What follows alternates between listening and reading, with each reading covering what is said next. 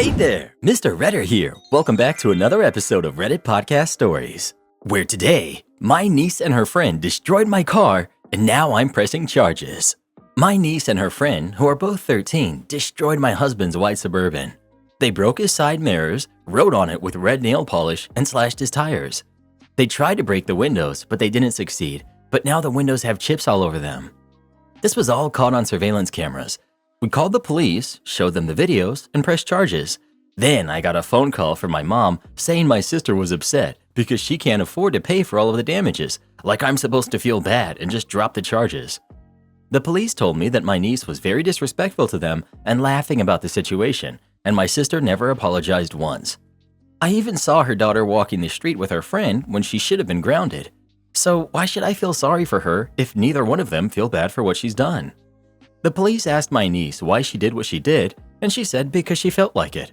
They asked her, what did we ever do to her? And she said nothing. She just felt like destroying something. We live 2 houses from each other, and my niece stands outside throwing her hands up in the air like she's all gangsta, yelling, "That's why I'm free." She even attempted to come into my yard and attack me for calling the cops.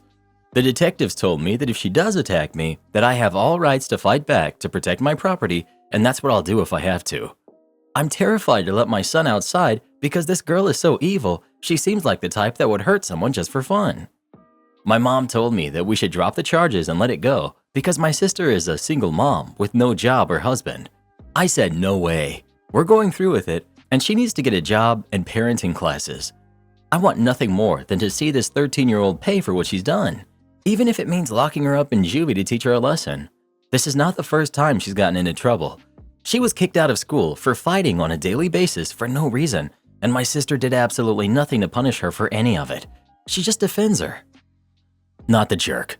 Push it a bit further. Get videos of her harassing you, then get a restraining order so they have to move. Not the jerk. And wow, she needs some serious consequences. I'm glad you have security cameras. If you don't have any inside, I would recommend getting some. And make sure you have them on all sides outside your home. Don't drop the charges. Your niece needs to pay for what she's done. Your sister should be parenting her better, and your mom is enabling it. It needs to end one way or another. I filled my apartment with carnivorous plants to spite my vegan roommate. Okay, so I, 24 female, have been living with my roommate, 26 female, for 3 years. My roommate is a strict vegan and has been since she was 14. I, however, am not. This has never been a problem since I think people can do whatever they want with their own lives, and I've never tried to change her mind about being vegan. My roommate is a bit of a plant lady. She's been collecting and raising different types of plants for years, and she has amassed quite a collection. She even puts a little sticker label with the name that she's given them, which is adorable. She's truly one to die for her plants. I think that this is cool, but I've never really interacted with them besides watering them whenever she's out. It doesn't really get in the way of my life, so I don't care that she's so obsessed with them, and I'm glad that she has a hobby. Here's why the problem begins. 2 months ago, she visited a conference on animal products and came back with a more fiery spirit. She started going to events regularly, became a local activist, started preaching to people in the street, etc. Now, this isn't a problem. She's a human being who can believe whatever she wants, or at least it wasn't a problem until every conversation with her transformed into telling me why I should go vegan, why I'm evil for consuming animal products, and how I should be ashamed that I'm not vegan. This seemed weird since she hadn't acted like this prior to the conference. But it had gotten so common, I started waking up earlier to go to work so that I could eat my eggs in the parking lot of my job so I didn't have to hear her rant. Since we were close to no end of our lease, I had decided to pull a little stunt before we parted ways. I headed to an exotic plants place near where I live, and I got a bunch of different types of carnivorous plants. I'm talking every single species I could get my hands on. I also got pots and things to hang them on so that they looked pretty. My roommate wasn't there that day, so I had plenty of time to set the place up. I decided to do it in the kitchen since that's where most of her scolding would take place. I put them everywhere I could. Wherever she had a plant, I put one right beside it just to be extra petty. It looked like a greenhouse in there. Honestly, I was pretty proud of my work. I felt like Buddy the Elf when he renovated the store. When she got home, she started screaming at me, blowing up, saying that I'm horrible. She was livid. But because I bought them and I hadn't moved or touched anything of hers, she couldn't do anything. It's been like this for the last few weeks, and I've been caring for them daily, and even researching the best ways to keep them alive and purchasing products so they can thrive. Honestly, I've actually gotten pretty fond of the plants. I went as far as naming and labeling them. I'm moving out today, so I thought I would tell this story because it's kinda crazy. My friend told me she loves me 4 weeks before her marriage, plus update. I'm 35, male. My friend B, 35 female, just told me she loves me 4 weeks before her marriage, and I'm not sure what I'm supposed to do here. I want to know if I'm doing the right thing. To give some context, I lost my wife 2 years ago. I have a 5-year-old daughter. I have not dated in the last 2 years because I'm still dealing with the loss of my wife. I still love her a lot, and I don't think I'm ready to move on. I invested all of my time in my daughter, who looks exactly like her mother, and into my work to keep my sanity for the last 2 years. I've been friends with B since we were in elementary school. We lived in the same neighborhood growing up and were best friends. She's an awesome person, and we were inseparable growing up. The weirdest part was we had completely different personalities. She was very outgoing and always had a lot of friends. I'm a big introvert, and B, along with a few friends, was all I needed. B was a serial dater, and I don't remember any time since middle school since she was single. B and I never dated though. B and I also went to the same college. She never had a stable boyfriend, but just jumped from one relationship to another. I, on the other hand, did not date seriously until I was in my junior year. When I met my wife, she was a freshman and we hit it off instantly. We fell for each other and spent all of our time with each other. This strained my relationship with B, as I would generally hang out with my wife instead of her. That was the time B and I slowly started drifting apart. After college, I moved to a different town for my job, and B and I occasionally messaged each other, but nothing beyond that. B attended my wedding, and that was the last time I saw her. We kept in touch, but mostly by commenting on each other's pictures or keeping each other updated on significant life events. B did reach out to me when my wife passed, and we talked on a phone call. Last year, B and her fiance moved to my city. I was still grieving, and both have been amazing support for me and my daughter. My daughter loves dancing, and B helped me enroll her in dancing and gymnastics classes and sometimes takes her to them. I also became good friends with her fiance, who is indeed an incredibly good man. My daughter also loves Auntie B, and B sometimes helps me babysit. Last week, B came over to my house and asked if we could talk. Her tone sounded serious. She told me that over the last few months, she feels like she has started to develop feelings for me and is not sure anymore if she wants to go ahead with the wedding. She felt I also had started developing feelings for her. I told her that I'm not ready for any relationship before I can deal with my mental health, for which I go to therapy regularly. She tried to convince me that she loved me, we're soulmates, and she felt that we were meant to be together. However, I do not have the same feelings for her. I love her as a friend, but nothing beyond that. We were both emotional, but she said that she was glad we talked about this. Then she left after that. B called me that night and told me not to talk about our conversation to anyone. I thought a lot about it and decided that I would not tell her fiance about B and my conversation from last week. I feel it's their relationship, and I don't have the right to ruin their moment if B decides to go ahead with the wedding. However, I feel guilty that her fiance does not know about this and is going into a marriage where B might not actually be ready for it. Can you guys give suggestions on what I should do in this case? Am I wrong for not telling her fiance about our conversation? Update. I finally called B after a few days and asked her to meet me for lunch. I talked to her and asked her if she was going ahead with her wedding. She broke down and told me she wasn't sure. I told her that she should at least talk to Jason regarding her feelings and not be dishonest with him. I also assured her that I would not say anything to Jay, but I just wanted her to be happy. She said she understood and left. That night, I put my daughter to sleep and I was watching TV. Around 9:30 p.m., I heard a loud knock on my door. It was Jason. I opened the door and he was in tears. He started yelling at me and asking me why I had to steal her, of all people. I tried to calm him down, but he just kept on shouting. I was trying to get him to sit down on the bench on our porch. I told him my daughter was sleeping upstairs, but he slowly was getting more and more physical. He bopped me in the face, and I was able to push him away. I told him to get out of my house, and he sat in his truck and drove away. I immediately called Bree. She was crying, and she didn't sound well on the phone. She told Jason that she couldn't marry him because she had feelings for me. I was really scared for her after the altercation I'd had with Jason, and I told her to gather some clothes and get out of the house. She did that and came to my place. I just didn't feel she was safe with Jason. I consoled her for almost 2 hours, and I was able to get her to get some sleep. The next morning, we had to call her parents to let them know what had happened. Bree kept a brave face, but I could see how much she was hurting. Her parents asked her to take a few days off and immediately come back home, and she did take a flight in the evening to go home. Over the next 2 weeks, the wedding was called off. Bree and I were talking every day, and she was just very exhausted. She talked to Jason a few times and kept on asking her to take more time to think. However, I think Bree just wanted to get out of it and decided to just break it off with Jason. Currently, Bree is staying with us for the last 2 weeks. She still has a job here and started going back to work last week. I've talked to Bree in detail about what happened. Bree told me that Jason and her were dating on and off for the last 4 years. Jason is not very career-oriented, and Bree is very good at her job. She felt he was a nice and reliable person, but was unsure about him from the start. She felt that she was not getting any younger, and hence they decided to get married. When she heard about my wife passing, she just felt really bad and wanted to be around me to comfort me. When she got her big promotion, which meant she could work in a corporate office, she immediately chose my city and moved here. Jason also moved here and got a new job. She never had any romantic feelings for me back then. As she started hanging out with my daughter and I, she started feeling the bond we shared when we were growing up. Except, I was the broken one, and she was the one taking care of me. She said that she realized that she enjoyed her time with us more than with Jason.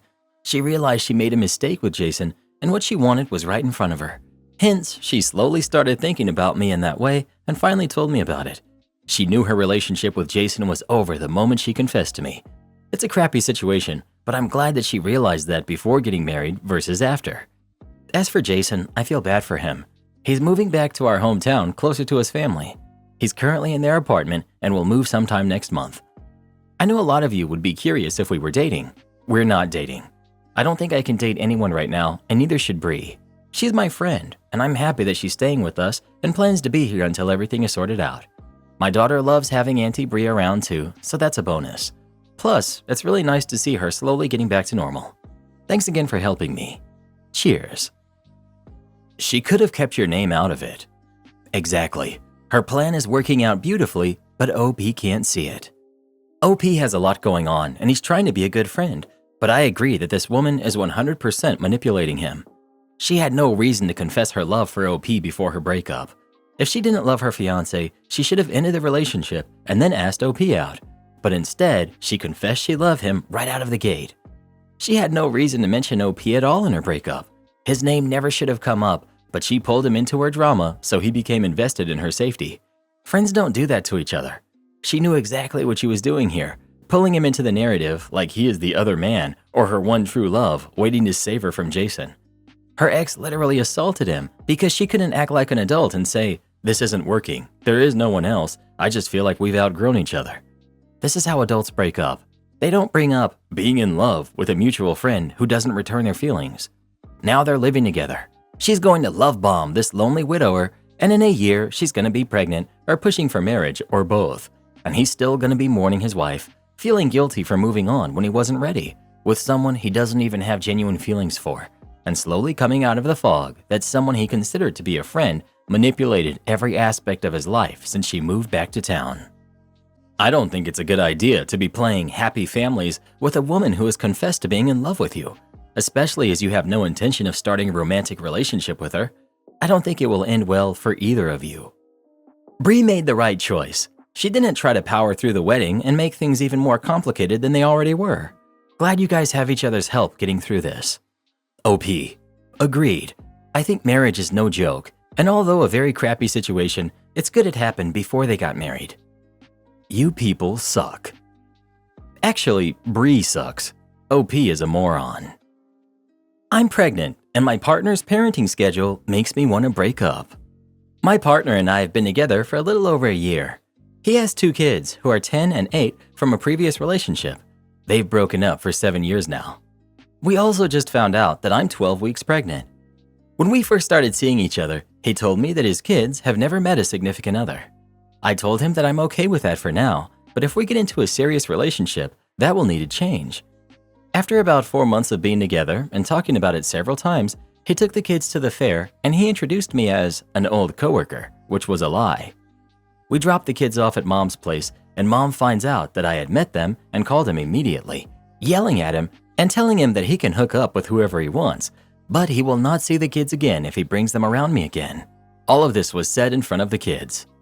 Since meeting them that one time, I have not been able to be around him when he's with them. He has since tried to call her, text her, talk to her in person, but she refuses and is only willing to communicate to him through his sister or through her eldest daughter, who's 18. Every week, on Mondays, he has to text the daughter to find out her schedule. She's a nurse, so whenever she isn't working, he picks up the kids, then drops them off around 8:30 p.m. when she gets home. We can't really make plans in advance because we don't know what her schedule for the week is like, and sometimes when we do, we have to cancel because she switched her schedule and told him last minute. We're now expecting a kid of our own, and I'm really concerned about this situation. Some weeks, picks them up 3 to 4 times during the week, coming home around 9 p.m. each night, and also has them on the weekends, and on those weekends, I don't see him at all. We currently live together, so on weeknights he takes them to the park or to his parents' house. On weekends, he usually stays with his parents when he has them. I was okay with this, but lately, since I have found out I'm pregnant, I'm getting very concerned. I'm not okay with him being gone that much when we have our baby, and then on some weekends we won't see him at all. He also drives there early in the morning on some days to take them to their school activities or leaves work early to pick them up from the bus stop. When the baby comes, I'm afraid he will barely be present, but I'm conflicted because he has a responsibility to his kids. I'm not sure what to do. I feel like I'm alone and will be raising our baby alone anyways, but I'm in a relationship. Should I stay in this relationship or leave? Am I wrong for thinking he's there too much and won't be here with our baby? Edit. Responding here since a lot are asking if he pays child support. He is, and I have seen the direct deposit going to her account. He's sending her $1,800 a month for both kids. He said he will talk to her on Friday when he drops the kids off, and if she isn't willing to talk, he's tried several times before, he will let her know that they will go to court. If she's okay with the kids coming over to my house during his time, it fixes the issue. But because she's a nurse, her schedule isn't always consistent. So she gives him her schedule every Monday, and on days she is working, he picks them up from the bus stop and keeps them until she gets home. If she works the weekend, he keeps them all day. I texted him this. Me. Also, what about her giving you her schedule on Mondays? And do you see yourself continuing to pick them up based on her schedule every week? Him. What can I do about it? How can I say no to her? My kids, your mom is working and I won't come to take care of you. He thinks that going to court, he may see his kids less if it's only every other weekend. And he would rather pick them up than have her get a babysitter for the kids when it's not his court-ordered days. This is a really understandable fear, and it just won't work with kids. Different families have different parenting arrangements that work for them, but it sounds like here, your and your kid's position in his life is whatever time is left over. It just won't work. It's also a red flag that apparently he didn't check with his kid's mom that he was going to introduce a partner to them, and the co-parenting relationship doesn't sound very healthy. Honestly, I wouldn't want to bring a kid into this either. Why are you having a baby with this man? You have no business bringing another kid into this mess. This man has already shown you he doesn't prioritize you, and I don't know why you're deluding yourself that he will prioritize your baby. I'm sure he told you that they had a great co-parenting relationship. Yeah, it's great when he does what his ex tells him to. It was extremely poor judgment to introduce you to the kids so early on. It was extremely poor judgment for him to not get a legal custody order because his ex can use the kids for leverage. I saw you say in another reply that he doesn't want to go to court because of what she might say to the kids. Well, that's called parental alienation, and judges don't like that. Personally, there's no way I'd stay in a situation like this. And hey, if you leave, you can have a similarly great co-parenting relationship and order him around. He clearly has no spine and no common sense. Well, who do you think is the jerk? OP or her boyfriend? Please let us know. Do you ever just stop and scratch your head at some of the people who these Redditors choose to procreate with? I, 35 male, asked my fiance, 28 female, for a paternity test. Let me start off by saying that I love and trust my fiance. We've been together for 2.5 years, and we've had our ups and downs like every relationship. One of the things that has caused some issues is she's the type that remains friends with a lot of people that most people wouldn't, her exes. She's been wonderful in listening to issues I have with anything and resolving them on her end, and has gone to the ends of the earth to make sure I'm comfortable. 1 week before our 2-year anniversary, the mother of one of her exes posted on Facebook about her husband, ex's father, passing away. She was close to his mom and dad, and his mother asked her to come to the funeral, and I had zero issues with it. When she went to the funeral a few days later, She said she went back to his mom's house for food and hung out for a while. She offered to the ex the usual, if there's anything you need, and he actually accepted and said he needed help moving his mother the next day. I expressed that I found that to be weird and she agreed, but I trust her, so she went to help him.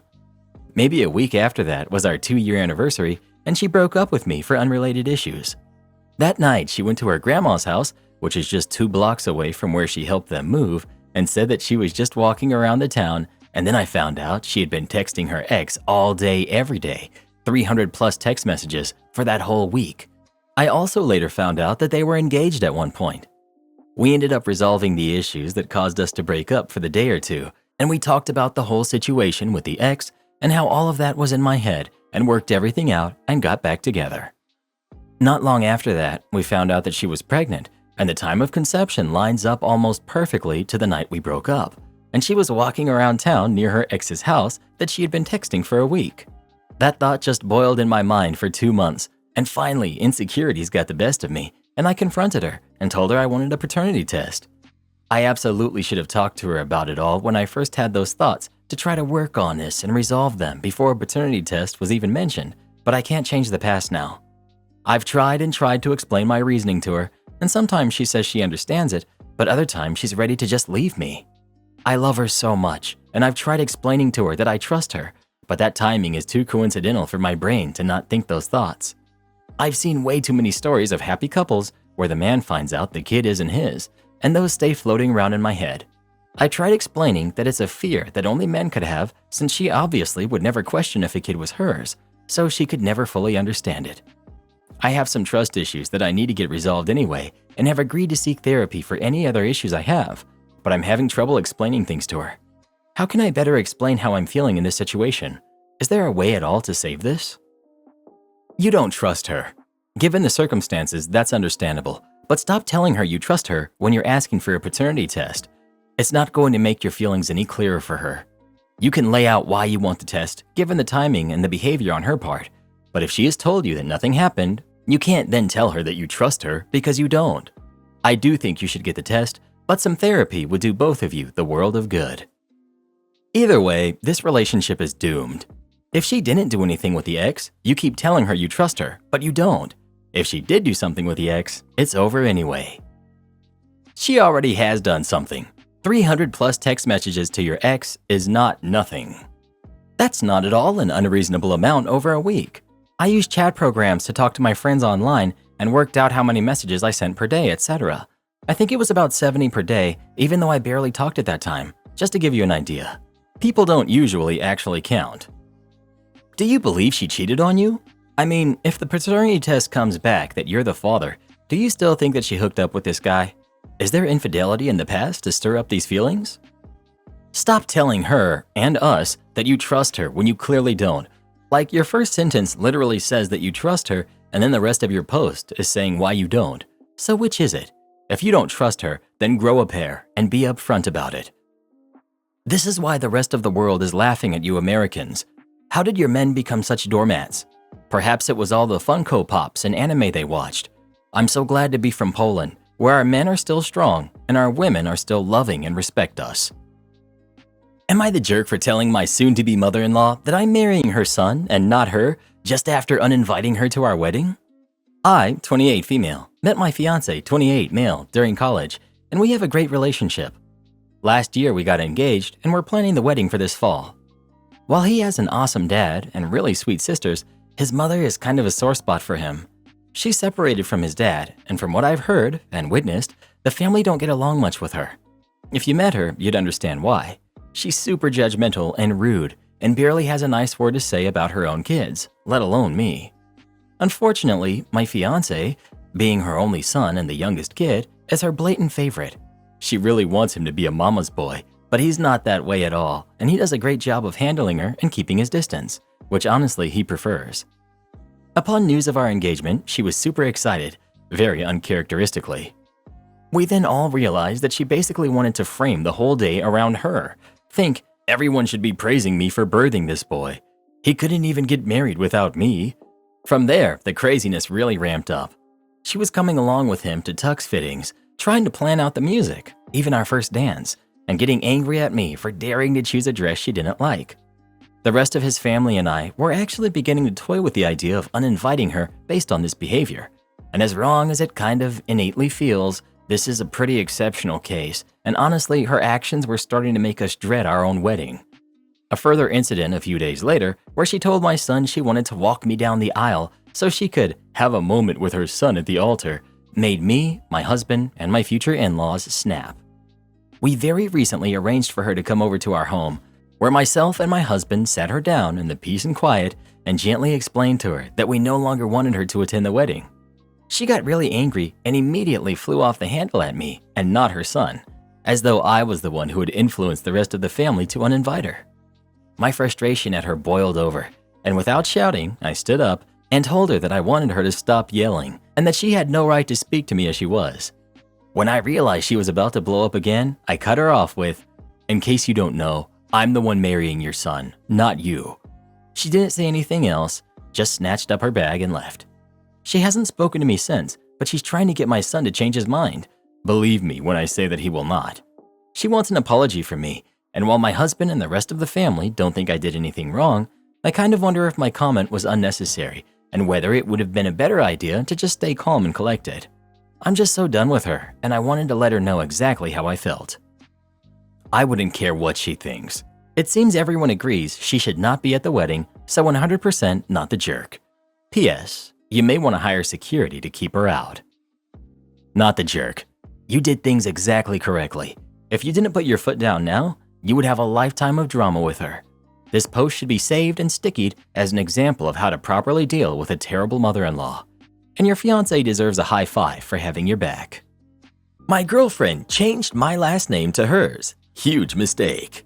Girlfriend and I are heading to a wedding next month. It's a couple she knows that's getting married. I've met them once or twice. I don't know anyone else at this wedding. The other day, her friend called to check if he should also change my name on the guest plan, at which point she admitted to me that, as a joke, she had RSVP'd my last name as her last name, meaning it would be visible this way to other guests on the name tags on the table, and perhaps on other things. I was immediately upset with her and said that I didn't think it was funny, and she shouldn't have done it.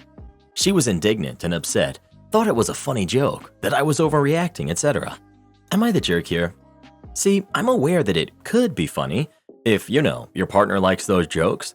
We joke with each other about taking each other's names when we're married, her joking that I should take hers, etc. But for me, this feels like a big overstep. For one thing, it's childish. I would be embarrassed for her friends and other guests to presume that we're married, only to find out that it's a dumb joke, and also for her friends to think we're not taking their wedding seriously. But also, it feels like a power move. She knows that me taking her name would represent a victory for her, and so the joke feels less playful and more of a competitive jab at my expense. I have to put up with others believing I'm someone who took my wife's name and abandoned my own. No offense to anyone who chooses this, but my name is a part of my identity, and I dislike what being thought to have changed it puts across about me. She grudgingly accepts my point of view, but in general feels more upset at having been told off, and that her naughty, playful side is what people like about her, and that I'm at fault for trying to repress it and being uptight. I just feel it's crossing a boundary. Update. Lots of thoughts here. Feeling blessed for all the balanced and constructive feedback I'm getting. Just to clarify, as I think my word choice has rubbed some people the wrong way, I have absolutely no problem with my girlfriend keeping her name if we get married. Personally, giving up my own name goes against my values. Not because I'm a jerk, but simply because I'm a person who values their identity. My girlfriend knows this and still chose to make our joke public with her friends, whom I don't even know. Okay, have at it. You're the jerk. I have to put up with others believing I'm someone who took my wife's name and abandoned my own? Like women have been expected to do since forever? You're the jerk.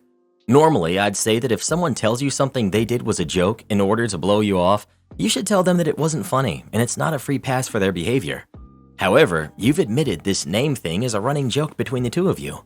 She took it a bit further than you'd expected, but your response is disproportionate at best and wildly childish at worst. She took an inside joke the two of you had and goofed with it, and you feel like it's crossing some major boundary? I think your comment about if you were to take her name, it would be a victory for her is pretty telling here. She's been thinking this stuff about your names was a lighthearted joke and maybe a way to have this conversation with you. You seem to have been acting like it was a joke, covering a threat.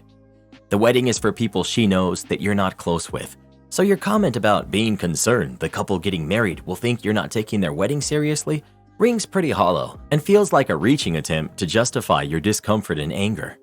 You need to take a good long look at why this is upsetting you so much, and I think you need to take a moment and consider your expectations for any future spouse you have. Would you be alright if they decided not to abandon their name and identity for yours? Or do you just expect that they would? This whole thing smacks of you being controlling. You're the jerk. Women have dealt with changing their names since time began, but you are offended because it's part of your identity? Yeah, it's always been part of a woman's identity too, but they've always had to change it, and you're upset by a joke where your girlfriend changed yours? Sorry, but this is grossly jerk of you, as well as petty and downright disrespectful to your girlfriend on a human being level. You need to grow up and start seeing women as humans, dude. Just what the heck? Your girlfriend is 100% right that you are oppressing her fun, playful side because your ego was hurt by a thing that all women have dealt with since the beginning of last names. Entitled Mom steals my headphones while I have an outburst thanks to my mental disease. So, some backstory. When I was 5 years old, I tripped over and fell off the stairs and damaged my brain. I got this condition called PBA, and it's a disease that makes a person get uncontrollable bursts of laughter and or crying, most of the times when you feel a sudden change in emotion, but it can also just happen at random. I mostly have crying outbursts. The condition wasn't really known until the Joker 2019 movie released, where Arthur Fleck has the condition. Most people start thinking I am faking it because I want to look cool. When I was younger, my parents always had to drive me to school. But now I'm older. I don't want to say my age, but I'm a teenager. I can control my outbursts better. I can't cycle to school though, because if I get an outburst on my bike, I can trip over and hurt myself and or others. Also, my school is pretty far away, and I wouldn't even like to cycle so long every day. So I always take the train, around a 20-minute train ride. To control my outbursts, I listen to music. It makes me feel relaxed, and most of the times, I don't get any outbursts. But sometimes, my phone's battery is low, and I can't let it die because if something happens to me, I need to call my parents, and it's hard to ask someone for their phone while laughing or crying. Anyway, enough backstory. That was way longer than I thought. Let's start with the real story. This is what I remember. Me sits in train listening to music.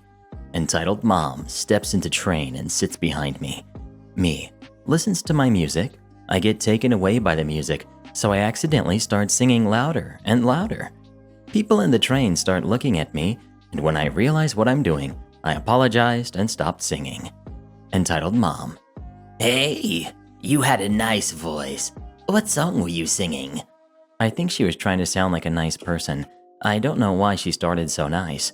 Me looks up. Oh, hi, thanks. The song was Feel It Still. It's my favorite song ever, and always have it on a 1-hour loop. I'll look it up. Thanks. No problem. A few minutes pass, nothing happens. Entitled Mom. Hey, can I ask you something? Yeah, sure. Just make it quick. I need to get out soon. Where did you get those headphones? My son would really like them. I bought them online. Insert website from my country. Thanks again. No problem. Again. I was thinking, such a nice lady. Oh boy, was I wrong. I arrive at my stop and get off the train. Go to school. Nothing important happened. School in a nutshell. I get back to the station after school and am waiting for my train when I notice the Entitled Mom. I found it strange because she was still sitting on the train when I got out, but now she was waiting at my stop. I didn't really care about it though and just waited for my train. However, my phone gave me a notification that its battery was low, so I unplugged my headphones and just hoped I didn't get an outburst. Entitled Mom noticed me and walks towards me. Hello, do you remember me? The woman on the train earlier today. Oh, hi. Yeah, I remember you. I'm pretty confused why she is even talking to me. Where are your headphones? I wasn't really trusting her. None of your business. Come on, show me them. Why? I looked them up online, and they are really expensive, so I wanted to look at yours. I have been waiting all day here. Me. Now I realized she's basically a psycho. If you want to look at them, search it up online again. After what felt like hours, finally my train arrived, and I didn't say a word to the lady and just left her and went into the train, searched my seat, and hoped this would be the end. But no, she follows me. Just let me look at them, now! Stop harassing me, lady. My conscience said I was gonna get an outburst. Please stop! Just for a split second. No! My breaking point. I get a laughing burst this time. Why are you laughing? I can't stop laughing. People start looking at me. Stop, idiot! Just give me the darn headphones. I actually can't stop, and I feel like I'm choking. It's something that happens often. I get the feeling I can't breathe because of the sudden outburst. Leave me, please! I start crying now. Some people walked to another cabin, which really made me angry, honestly, but also understandable, as they didn't know about my condition and probably thought I was crazy, like everyone else. Are they in your bag? Answer me right now! I have a mental disease. Please! Crying continues. Then the entitled mom grabs my bag and opens it. My books were lying all over the place. My laptop screen got cracked, and my calculator broke after being launched against the wall. She finally finds my headphones.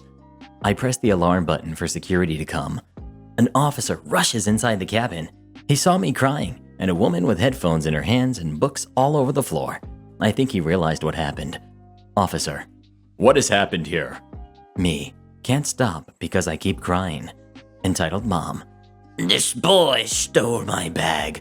Luckily, I could hold on to my headphones. Me. All I could do was shake no with my head. Officer. I don't believe that stuff is yours, ma'am. It's all school books. Me.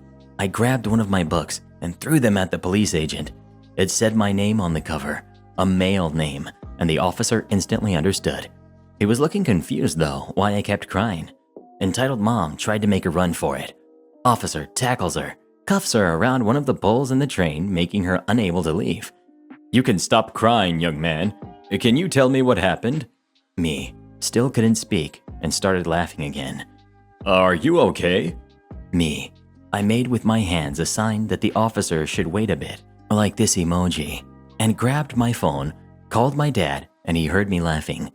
I gave the officer my phone, and my dad explained it to him. Officer. I see. Well, kid, your dad is on his way to the next station. Why don't you just sit in the next cabin and try to calm down? Entitled mom was screaming the whole time and calling me and the officer bad names. Minutes pass. I managed to calm down by just using my last 4% battery on my phone to listen to my song, knowing my dad was just waiting at the next stop. We finally arrive, and my dad decided to press charges against the woman. Anyway, my dad told me she got taken away for stealing, lying to higher authorities, and harassment. I honestly didn't know why I wanted to share this. I get outbursts for just thinking about this. Also, the reason this costs me like 45 minutes to type, I guess I did it to let people think more about PBA or just any other mental disease. Thank you for reading this whole thing. If you made it to here, say turtle or turtle emoji, because I love turtles. Next we've got that time we had to call the cops. So, at the time I was working in a place that sells undergarments for both men and women. Men's was actually our best-selling department. The most important fact to know in this story is that boxers cost more than boxer briefs. Moving right along. You know how customers just love to pick things up and abandon them in the wrong place? Well, this time that ended up with a butterfly effect in which we needed to call the police and get security escorts to our cars at the end of the night due to an absolutely psychotic man not getting his way. We had both a wall lined with products for men as well as a couple bins in the men's section for excess stock for customers to take what they needed. One of these bins contained briefs. I'm sure you all know where this is going. A large red-headed man, like at least 6 feet tall and 250 pounds, muscular, walks up to coworker's register with a pack of boxers and a pack of socks to get our buy one get one 50% off promotion. This is Crazy Man. Coworker, who's a little old lady by the way, rings up his items and tells him his total. I'm on the register next to her, and it was a busy weekend day, so I can hear all of this. Not that I'll need to be that close. Crazy Man starts flipping out. Crazy Man. Why is it so expensive? I didn't pick anything up that expensive. Coworker. Well, the socks cost this much, and the boxers cost this much. So with the sale, that's what the total comes to. No, the boxers cost less than that. I read the sign. They definitely cost less. Would you mind showing me where you picked these up, sir? Crazy Man brings her over to the bin. Coworker. I'm sorry, sir. It looks like another customer put these in the wrong spot, pointing to where the boxes are on the wall. They're actually this much. My manager was in the men's section and stopped what she was doing to listen in. Crazy Man. Well, you had them in the wrong place, so you have to honor that price. Sir, I don't have control of where other customers leave things. There are no other boxers in this bin. They cost this much. If it was an error on our part, I would honor it, but it isn't. You need to honor the price. No, sir. I can remove the item if you aren't interested. Are you stupid? You need to do what I said. Manager intervenes. Manager. Excuse me, sir. What seems to be the problem? I found boxers here in this bin, and your employee won't honor the price. I'm sorry, sir, but it looks like a customer put them there. We cannot give you the boxers for the price of the briefs. I have never been in a store that treats customers like this. You need to give me them at that price because that's where I found them. Sir, I do not have the authority to change the prices.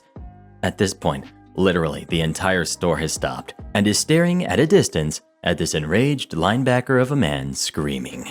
Yes, you do. You can change the price. Do it now. I can't do that, sir. I ought to punch you in your smart mouth. Sir, I'm going to have to ask you to leave. No! You're gonna give me my boxers. He has his finger in her face. At the lower price, not your rip-off price. At this point, I left to call security, and apparently a couple of people had called police after the man threatened my manager. He's still screaming, but I can't tell what he's saying. The police department is only a few minutes down the street from the store, so by the time I was finished with security, the police were in the store and escorting the man who was still raging out. Security arrives maybe 5 minutes later and ended up escorting me and my manager to our cars after closing later, as people reported that he was threatening us all.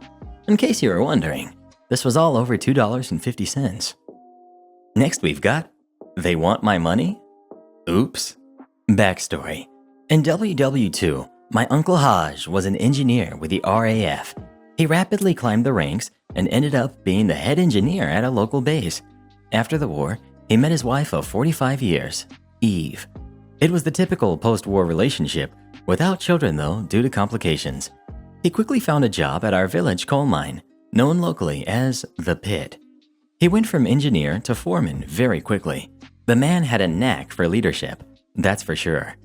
He and Eve, some of his RAF buddies, and his sister, my grandmother, often went to Spain for holidays, at least once a year before they all retired. After that, whenever they felt like it. The family. The unfortunate truth is that family isn't always nice. My grandmother was his only surviving direct family. Eve, on the other hand, had a large family. Very large. The trouble with large families is that often there's a few bad eggs. In this case, it was quicker to count the good ones. As Hodge would put it, the trouble with eggs is you can only tell the good ones by spinning them quick or dunking them in water. I don't fancy going to prison. More often than not, Eve's family would drop by and ask to borrow money. Not from Eve, she had none.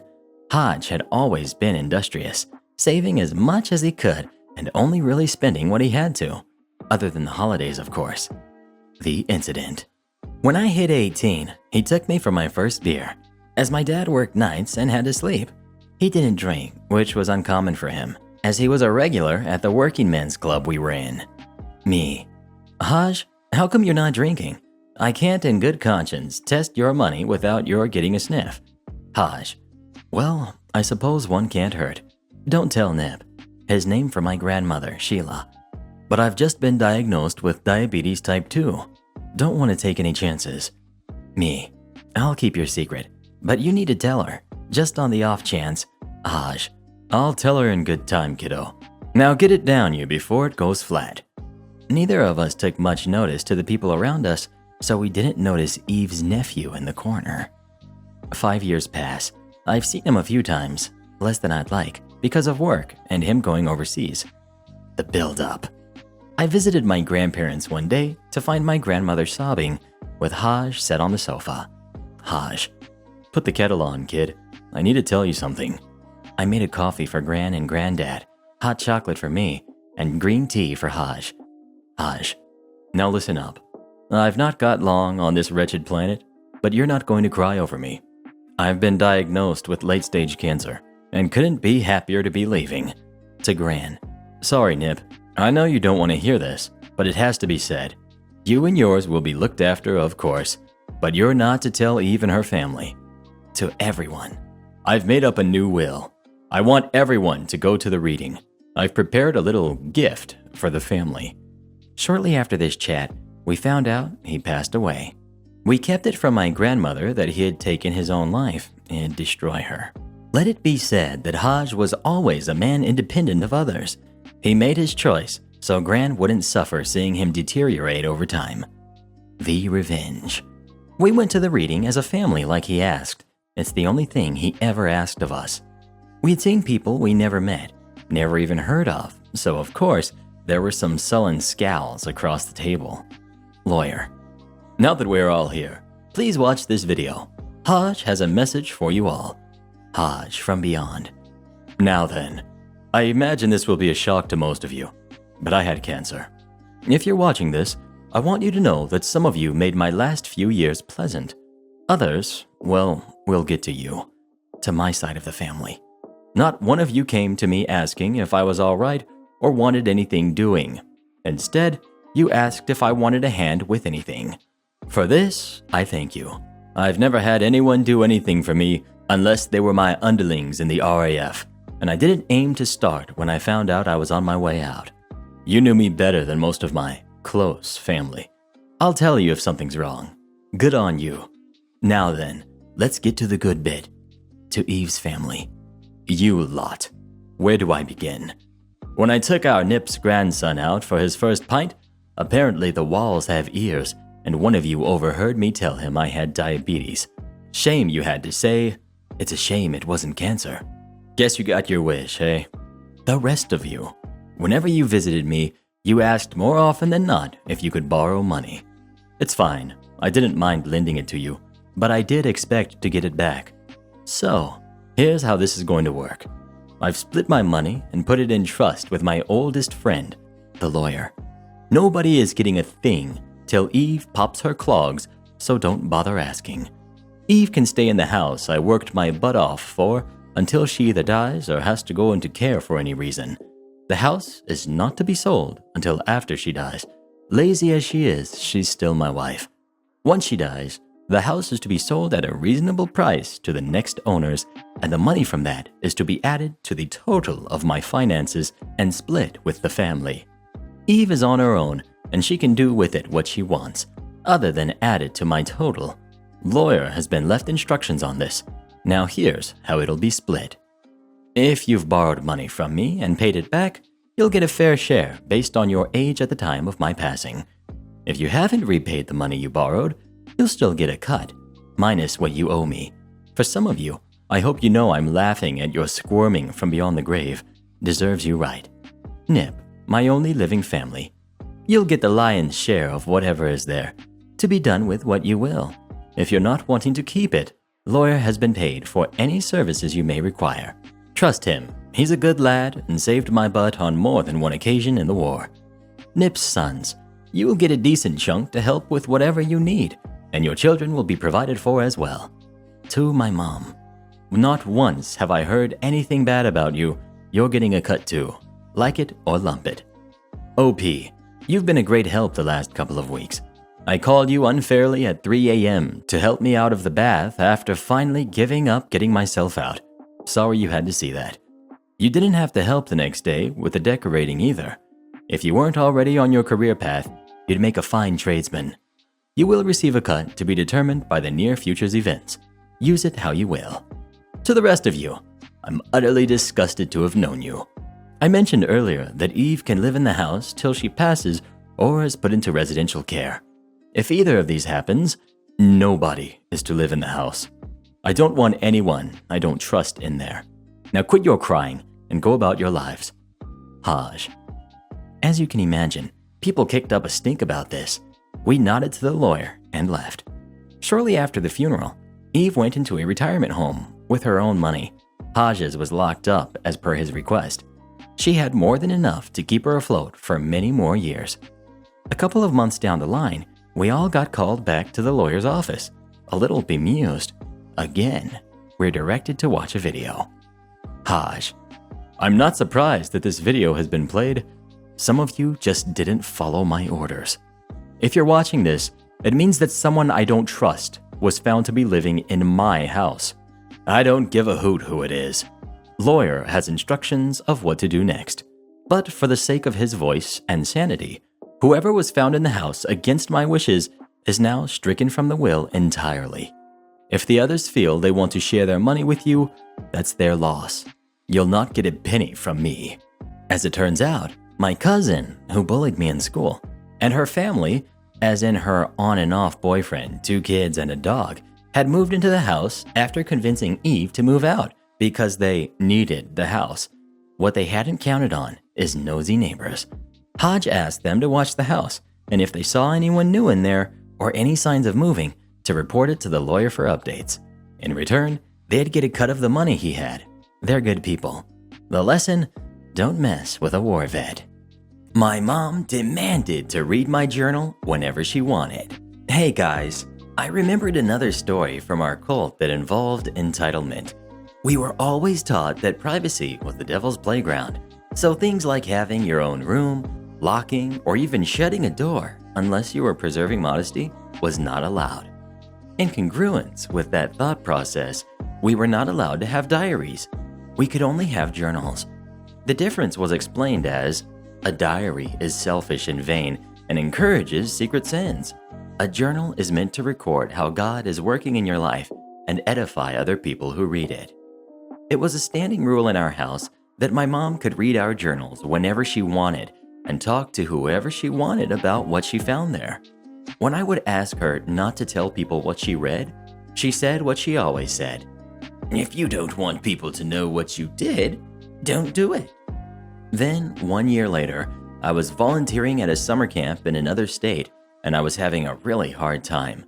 I was one of only 5 people in the kitchen cooking for the entire ranch, and we were working from 6 a.m. to 9 p.m. and grudgingly allowed a 5-minute lunch break to inhale some food after everyone else had been served before we had to get back to work again.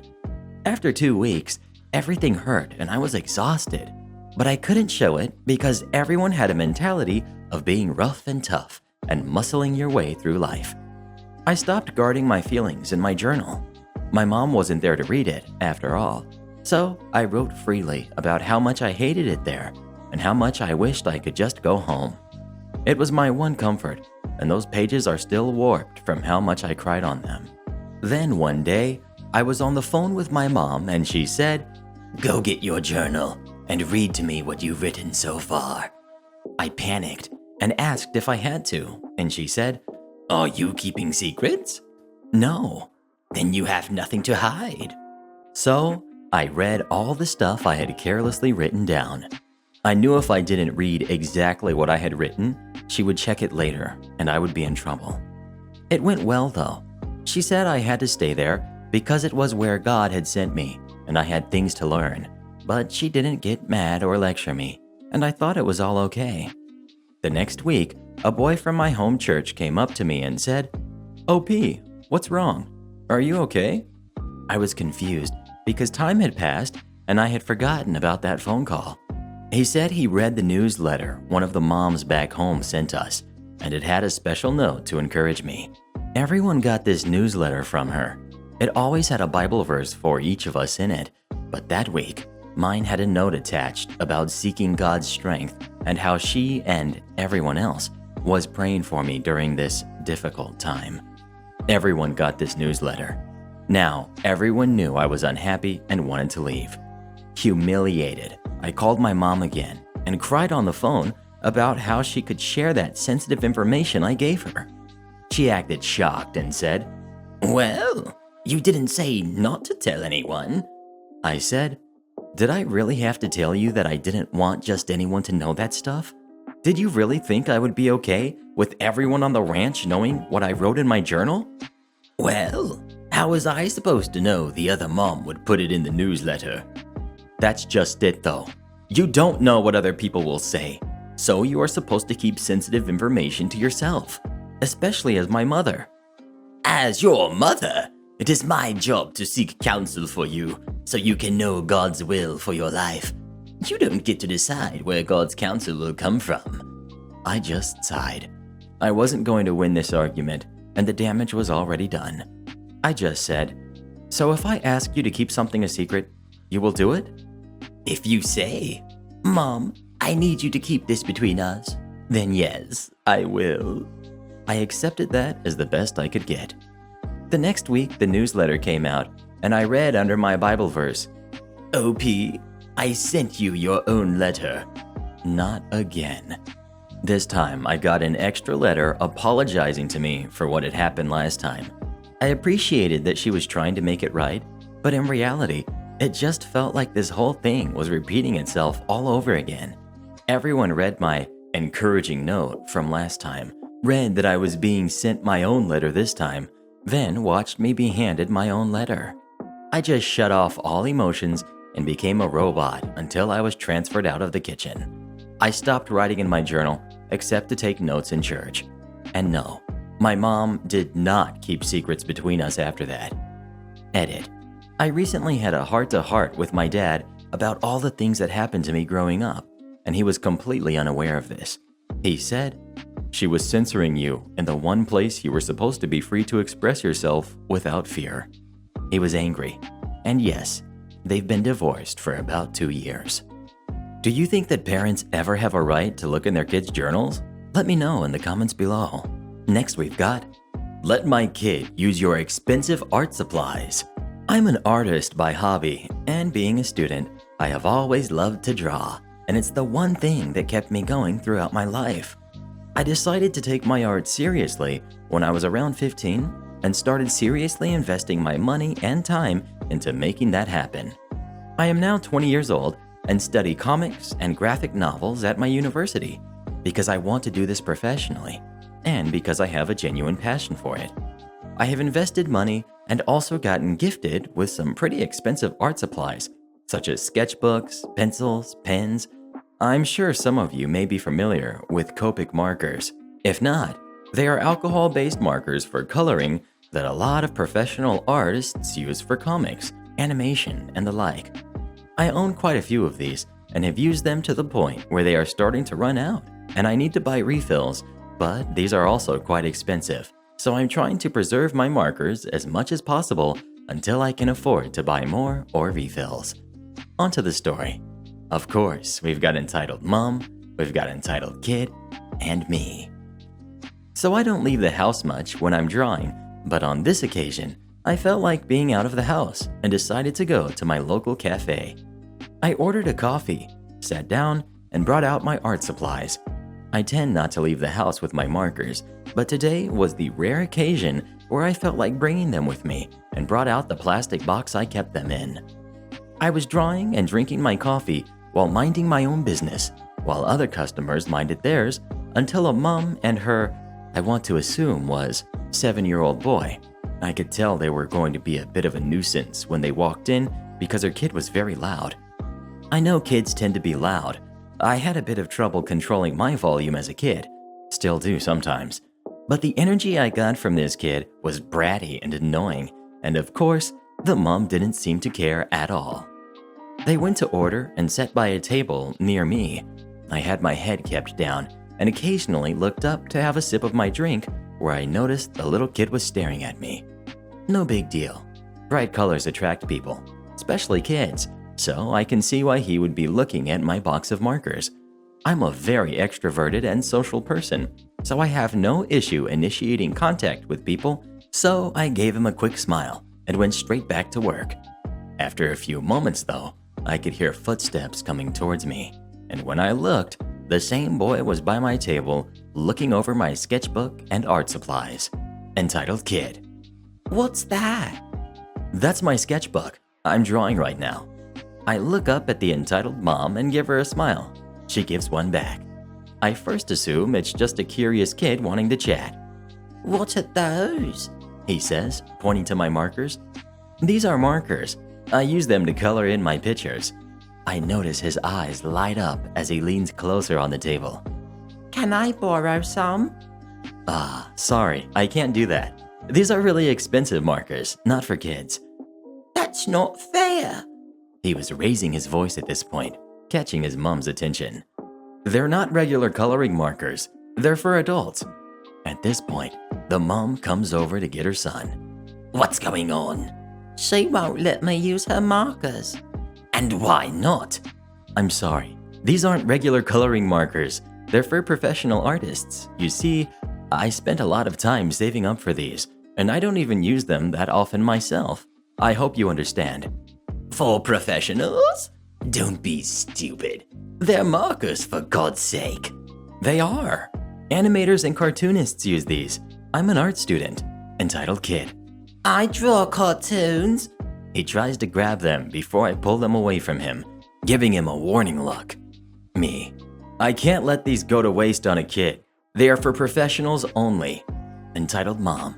Very high and mighty of yourself to call yourself a professional. Me.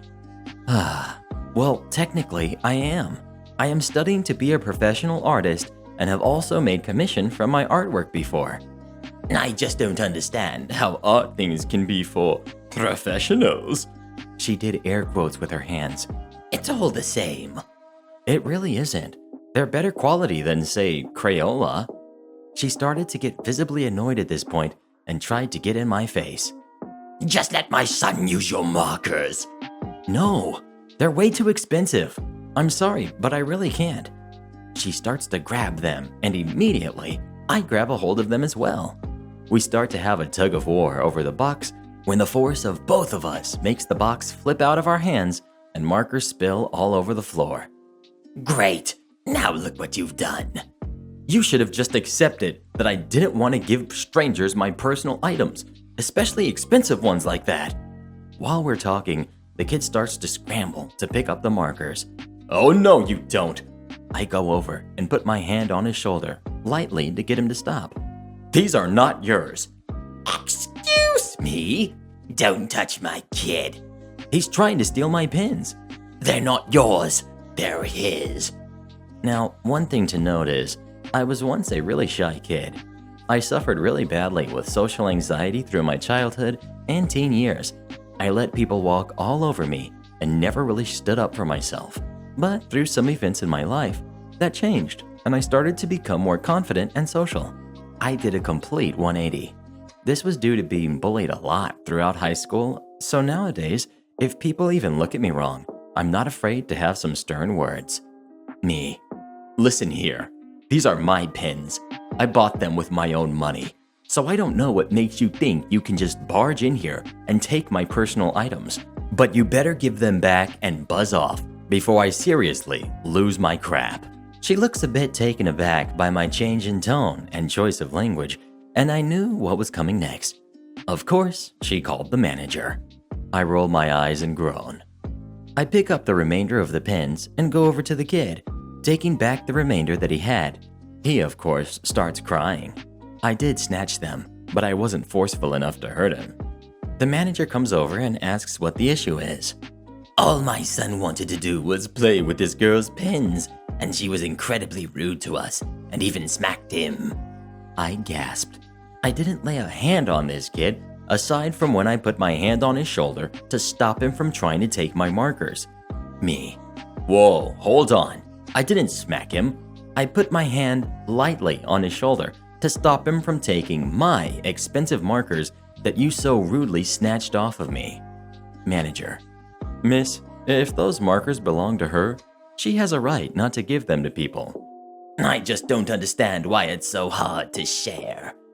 She is allowed to do that, and if they are expensive, which they do look it, I can understand why she wouldn't want to. Is everyone around here incredibly rude and selfish or something? I just sigh and grab my things. All my art supplies, including all the markers, luckily in one piece, and sketchbook, place them in my bag and go to leave. I didn't really want to watch this hash out, and I tend to just walk out of situations when I don't want to be there. I said my part and didn't need to explain myself more. I went to leave and I heard the entitled mom calling out after me, but I just ignored her. This story doesn't have a satisfying end, but I assume the manager put her in her place after I left. What would you do if you were in OP's position? Would you let Entitled Kid play with your markers? Let me know in the comments below. Next we've got, well, that escalated quickly. So, a bit of backstory.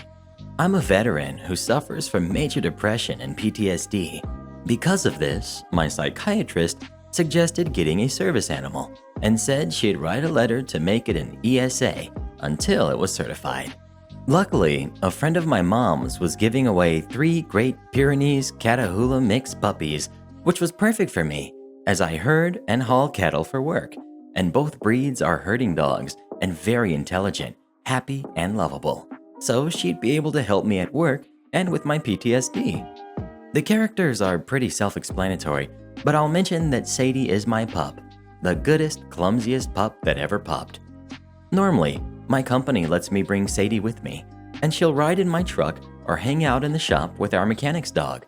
But my girlfriend usually spends Friday to Sunday at my place, and Sadie latched onto my girlfriend immediately when they met.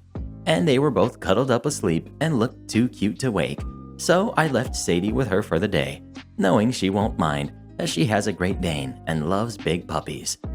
After work, I called my girlfriend to let her know I was heading home. She said she was taking care of the horses. Yes, she's a horse girl. And she had Sadie with her, but she was just finishing up. Knowing that neither of us would want to go out again after getting home, I asked her if she wanted to meet me at a pet store to grab a service dog in training vest, because trying to train her in public is pretty hard, as everyone, very understandably, goes crazy for her on site and has to pet her. And I figured that this vest would at least deter the sane crowd. So, fast forward to us in the large chain pet store. There's only like 2, so 50-50 chance you think of it immediately. Letting her choose a few toys and finally coming up on the collars and harnesses section we've been looking for. Cue me fitting her for different harnesses, leashes, and yes, Christmas sweaters as well. I'm starting to put up everything I had pulled out while joking with my girlfriend when I get a hard tap on my shoulder by someone with very long nails. I turn to see what I instinctively know is a very entitled woman. She was mid to late 40s, long bleach blonde hair in a ponytail, jeans that may have fit 20 years ago. Although in her defense, she wasn't overweight, but the jeans were just way too tight, and a button-down western shirt, thankfully with an undershirt just in case the poor buttons lost their never-ending battle with her obviously artificial body. Now, this is the type of woman I refer to as a Texan soccer mom, but for this story, I'll just call her Karen. Karen, as soon as I start turning. It's about time. I've been waiting here for at least 5 minutes while you attempt to flirt with this poor woman. Now, girlfriend hates confrontation and avoids it at all costs. But me, well, I see it as a way to joke, annoy, or just let my inner jerk shine through. Girlfriend knows this, and as we share a look, she rolls her eyes at my smile and walks off with the pup to browse the next aisle. Karen, again annoyed. Really? You're just going to ignore me? I'm sorry about that, ma'am. What do you need? Honestly, she was already annoying me with her rudeness, but that's no reason to be a jerk yet. I need to know where the something is. I wasn't really paying attention at this point, already deciding to have a laugh, sending her on a wild goose chase. Oh, sure thing, ma'am. Go to the end of this aisle, down 3, make a left, then a right at the next, and it'll be at the top halfway down, or something like that. I don't remember, as I was just saying random things. With that, Karen takes off on her quest to find her magical something, and I walked to meet back up with girlfriend, who was now in line for the one open register in the store. Not complaining, it was moving fast, just setting the scene. Girlfriend. Wow, that was fast. Me, a bit proud and with a big smile. Oh, she just needed to know where something was. Girlfriend, knowing me well enough to not believe I'd help someone that was being that rude. Really? That's it? Did you help her? Yup, I was a bit rude back though. Karen immediately after, almost cutting into my sentence, with whom I assume is the manager. That's him right there, and he's still harassing this poor girl too. I want him fired right now. He gave me the wrong directions to aisles that don't even exist just to get rid of me to flirt with her even more. Me to my girlfriend, who was visibly annoyed with me. What? Giving her wrong directions is a type of rude? Now, Karen coming up with the manager just made me smile more, which of course annoyed my girlfriend more, but I couldn't help it. This was too funny. Store manager tells Karen, "Ma'am, I've never seen him before. He doesn't work here." And to my girlfriend, "Ma'am, is this man bothering you?" Girlfriend, "Yes, but no more than usual," with a big smile on her face, thinking she was funny. Karen, "Then why do you smell like an animal?" Manager, "Ma'am, that's obviously a cow smell. We don't sell cattle." Karen, giving up on the manager and turning to me. "You don't work here? Why didn't you just tell me?" Me, "Why didn't you just ask?" "That's no excuse not to tell me. It would have taken a lot less time." Yes, but it wouldn't be as fun. Hopefully next time you speak to a worker or a stranger, you won't be so rude. Karen, screeching at this point. "Where do you work? I'll call the manager there to complain about you. And she even admitted that you usually bother her, so I'll tell him about your stalking too."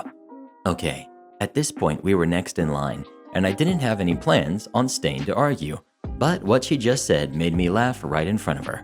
"Lady, I don't know who the heck you think you are, but let me tell you some things. 1.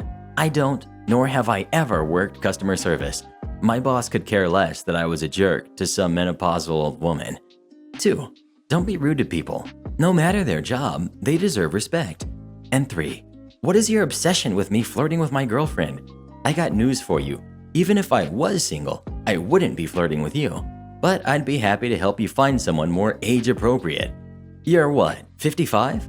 Yes, I know it was a bit of a low blow since she was obviously sensitive about her age, but at this point she had made it personal, and I was mad that she had accused me of stalking when she didn't even know my name. My girlfriend was doing her best to ignore us and pay so we could leave, and luckily after I said this, she had her receipt in hand and we turned to leave. Karen, eyes wide and mouth agape, of course started screaming at us once she saw us starting to leave. She followed us out to the parking lot, basket and all, with the manager following her since she hadn't paid for anything yet. My girlfriend was starting to visibly shake. She really doesn't handle confrontation well, so I got her in the car and then loaded the bags in the trunk.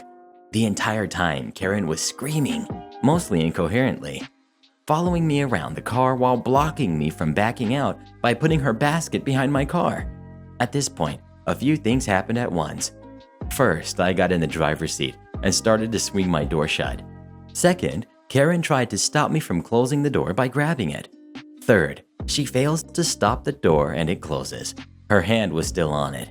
Fourth, she screams like a rabbit being attacked by a ferret. Long story.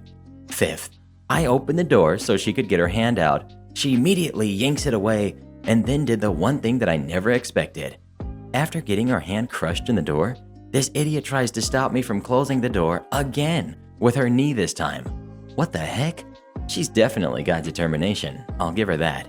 Of course, it didn't close all the way this time, but I was upset and slammed it, so it closed hard and fast and was probably still pretty painful. Now I'm laughing again, not at her getting hurt, but because as I looked back to tell the manager she may need help back to the store, I saw him already halfway back to the store with her basket. The entire situation was just so unbelievably absurd. At this point, my girlfriend was crying and holding Sadie really tight, so shut the door, made sure no body parts were in it this time, and backed out, careful not to run over Karen. Although admittedly at this point, it'd be a little lie to say I wasn't tempted.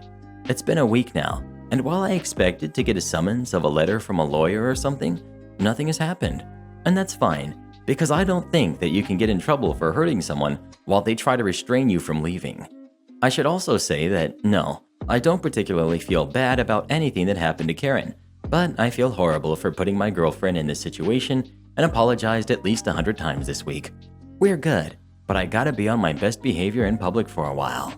Entitled mom demands I buy her and her kids food. Just putting this out there that if I knew beforehand that this entire thing would happen, I'd still let it happen. There's a local burger place in my area that I visit regularly. It's normally empty during the week, but on this day, for whatever reason, there were a few more people in there than usual. I was with a close friend, we'll call him Carlos.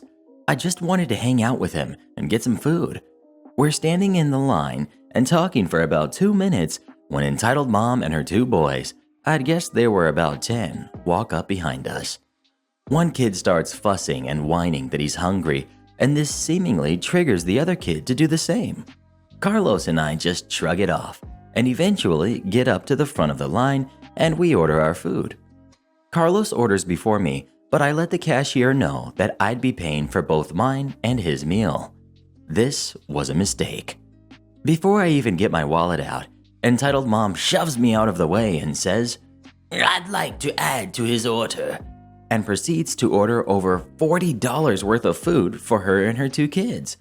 I asked her what she thought she was doing, and she said, "I saw you pay for that guy, Carlos, so I'm sure you wouldn't mind buying food for a single mother and her 2 kids."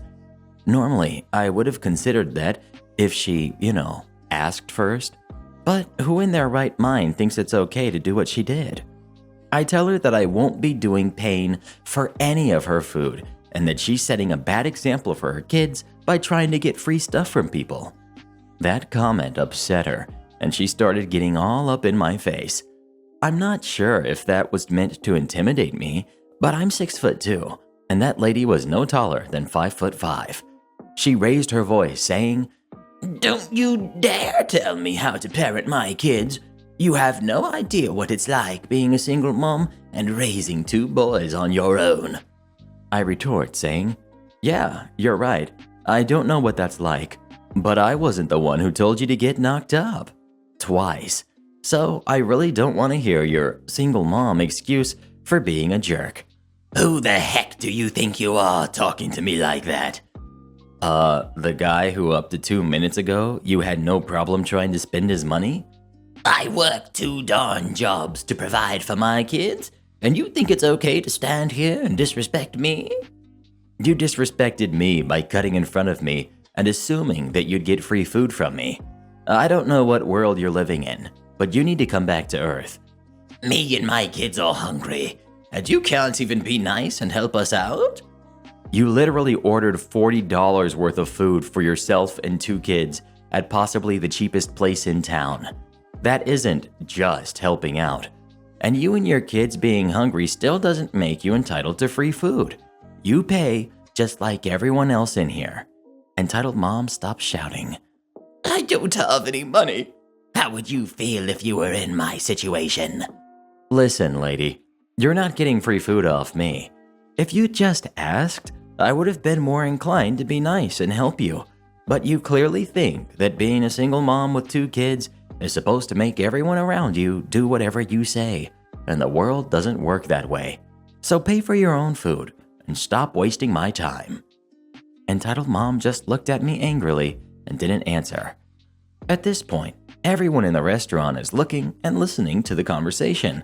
My buddy Carlos is about ready to sock her, and the people behind us in line are hungry and clearly unhappy. I tell the cashier to remove whatever she ordered, and I pay for my food. I thought that would be the end of it, but boy, was I wrong. Entitled mom orders her food again after and angrily forks over the money she clearly had and pays for all her food. Carlos looks at me and asks, "What the heck just happened?"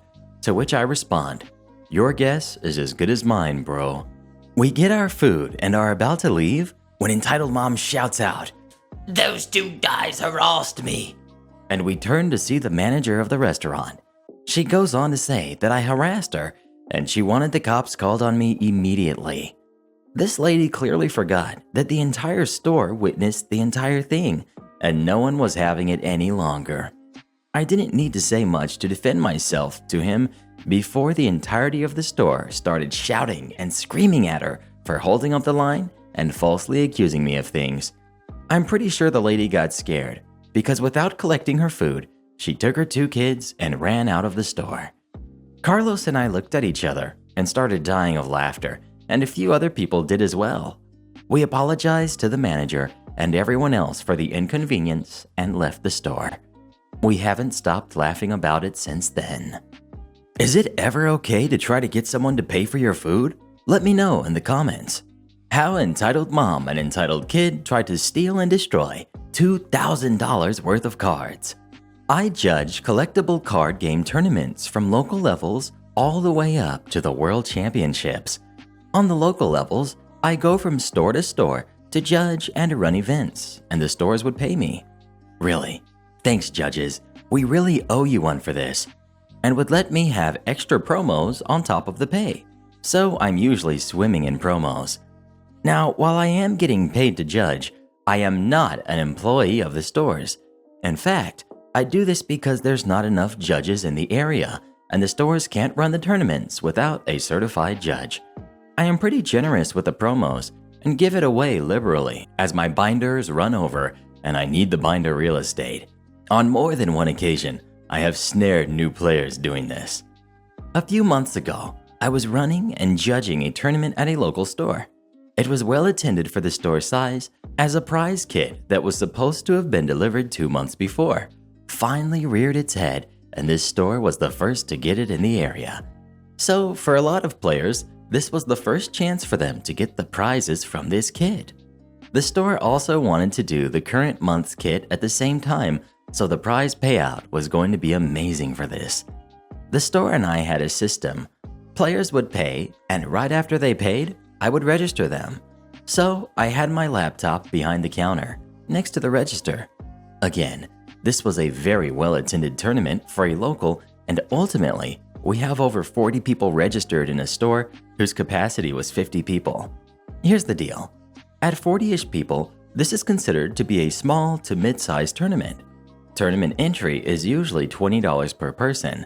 On top of that, these players buy a lot of product, as this is the only time they usually get to the store.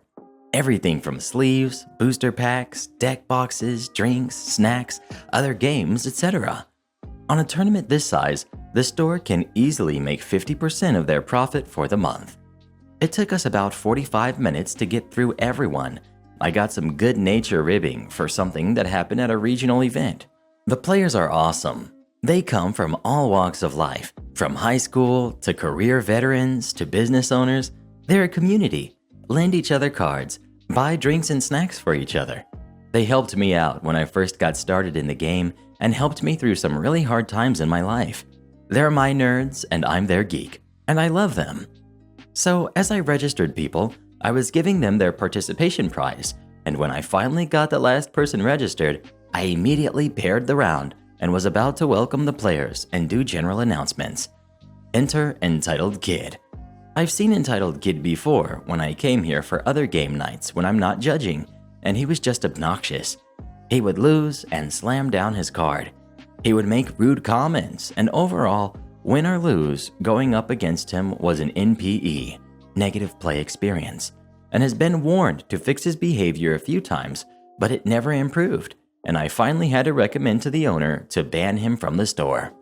Just as I was getting ready to do my thing, Entitled Kid. How come I didn't get one? Me. Oh, I'm sorry. What's your name? I'm Entitled Kid. I'm sorry. I didn't see you register for the tournament. You're going to have to pay first, then come back here. The kid huffed and went away. I figured if he doesn't come back in 5 minutes, no big loss, and I'll start the tournament. I took the time to put the rest of the prizes out and get them sorted, so it'll be easier when I need to give them out. Just as I was about to start again, I see Entitled Kid come in the store with Entitled Mom in her full Karen Galia, and they are making their way towards me. She puts her coffee on the counter. Explain to me why you didn't give my son a card. I will give him a card, but he has to pay for entry for the tournament so I can register him. He said you gave cards away to people before, so why can't you do that now? Me. At this moment, I have a flashback of something a sister said when we went out to eat a few weeks back. Your generosity is going to bite you in your butt one day. And in this deluded flashback, my sister is cackling maniacally like an evil witch putting a curse on me. Oh, that. Well, that's my personal collection, and I hand out extras I have. Well, can Entitled Kid have one of those? I'm thinking I got to get this tournament started as players were getting a bit antsy. I guess. But isn't Entitled Kid going to be playing in the tournament? No. Why would he play in the tournament with these losers? Besides, I have plans and need to get going soon. Okay. Well, let me get this tournament started, and I'll go to my car and get my extra binders. This is ridiculous. Why can't you just give Entitled Kid one of those cards now? Those are for tournament participants, and since Entitled Kid has neither paid or will be registering for the tournament, I can't give him one. It wouldn't be fair to everyone else in the tournament. I don't care about that. Entitled Kid wants one of those, and you will give him one. Jerk, where is your manager? Me. OMG. Realizing I'm having a hybrid r/EntitledParents and r/I don't work here lady moment, and deciding I wanted neither. You know what? I have a tournament to start. I start walking towards the tournament area, and she reaches over the counter and grabs my shirt, jerking me back. I almost fell down. When I recovered, I told an actual store employee to get the owner. Don't walk away from me. I notice a few players getting up, trying to get my attention, and I give them a 1-second signal, and then notice the players were actually pointing at something. I look in the general direction of where they're pointing, and I see Entitled Kid going through the top cut prizing and putting cards in his pocket. Me. Entitled Kid, stop! Those aren't yours. You didn't earn those. Shut up. Aren't you in enough trouble? Don't talk to my kid that way. I want your manager. No! At this point, the prizes were in disarray, and Entitled Kid has pocketed a lot of them, and I'm still in Entitled Mom's grip. I twisted my body to free myself from Entitled Mom's grip, and then she slammed her hand on the counter and was about to go off again, when we noticed the force of the slam has tipped her coffee cup over and spilled coffee all over the prizes, and it also splashed onto cards that a guy was selling. The owner walks in just as all of this was happening, and he had a look of, I've had enough of this crap. Players immediately rushed us, surrounded Entitled Mom and Entitled Kid, and switched from going off on them and trying to explain to the owner what happened. The owner was ex-Navy and, in a voice that only a retired sailor can muster, told everyone to shut up. When everyone was quiet, Entitled Mom thought she won, grabbed Entitled Kid, and with a look of triumph on her face, said to Entitled Kid, Did you get everything you wanted? Yeah. Fine, we're leaving. Oh, and you should fire this guy. Owner, you're not going anywhere. Clerk, call the cops. What? Well, good. I needed to tell them how your employee assaulted me. He's not my employee, and he didn't assault you. He points at the cameras he has all over the store, and Entitled Mom, oblivious to what he's implying, just went on. Yes, he did. He also denied Entitled Kid what he was owed and tried to steal cards from him. I demand you fire him, or we'll never come here again. Owner, completely fed up, and in his salty sea dog voice. Good. Please never come here again. Make my year. I would love to never have to see you or your spoiled brat cheating sore loser of a son here ever again. This guy is not my employee, but he's more valuable to me than the measly $5 Entitled Kid pays for a single booster pack every week. He kept going, and throughout all this, I'm trying to clean the promos, but as I got through, it was just more and more evident that there's nothing we can do to salvage any of it. My heart broke. Not for the monetary value of over $1,000, but because the players that were looking forward for months on this chance to get these prizes, and now these things are worthless and wouldn't even be usable in casual play. The owner finished his rant just as the cops arrived, and Entitled Mom rushed them and tried the same thing about me assaulting her and trying to steal cards from her kid. The owner looked at the cops, who he apparently knew from somewhere. Owner: Cop 1, that's not true. Come on back and I'll show you the video. Cop 1 went back with the owner, and Cop 2 was talking to the mom. A player noticed that there was blood on my shirt. Player: Dude, you okay? Yeah, I mean, not really. Look at all this. I can't give this to you now. No, dude, you're bleeding. What? I look where Entitled Mom grabbed me, and there are bloody lines on my chest. I guess when she grabbed me, her nails broke skin. One of the players was an EMT and grabbed the first aid kit and started tending to my wound. He said it didn't look too bad, but Cop 2 asked what happened, and the EMT told him everything. Cop 2 put Entitled Mom in cuffs. She was yelling up a storm and tried to run away, but the sea of nerds that are my amazing players blocked her. A few minutes later, Cop 1 came back out and wanted to talk to me and the dude that was selling his cards. They asked us if we also wanted to press charges, as the owner is pressing charges. The other guy said yes, as apparently her coffee destroyed about $800 worth of cards that he was selling. I'm thinking about the disappointment my players must be feeling, and I got really angry, and I decided yes, I wanted to press charges on her. In the end, she was arrested and was charged with theft, what Entitled Kid pocketed, destruction of property, the prizes, the cards the guy was selling, as well as assault and battery, grabbing my shirt and scratching so hard she drew blood. What stuck with me about that part was that she was about to leave Entitled Kid. Entitled Kid's dad was called and picked him up. I went through the prizes Entitled Kid pocketed and tried to salvage them, but I don't know what he had in his pocket, but these cards were dirty and scratched up. Big shame too, as they were some of the best art I've seen. In the end, the owner told the players he would contact the publisher and see if he can get another kit, and he would refund them their entry as he didn't feel comfortable making people play for damaged prizes. The players can take what they want. Everyone divided up the prizes as evenly as possible, but a lot of them were just too damaged and warped by the coffee.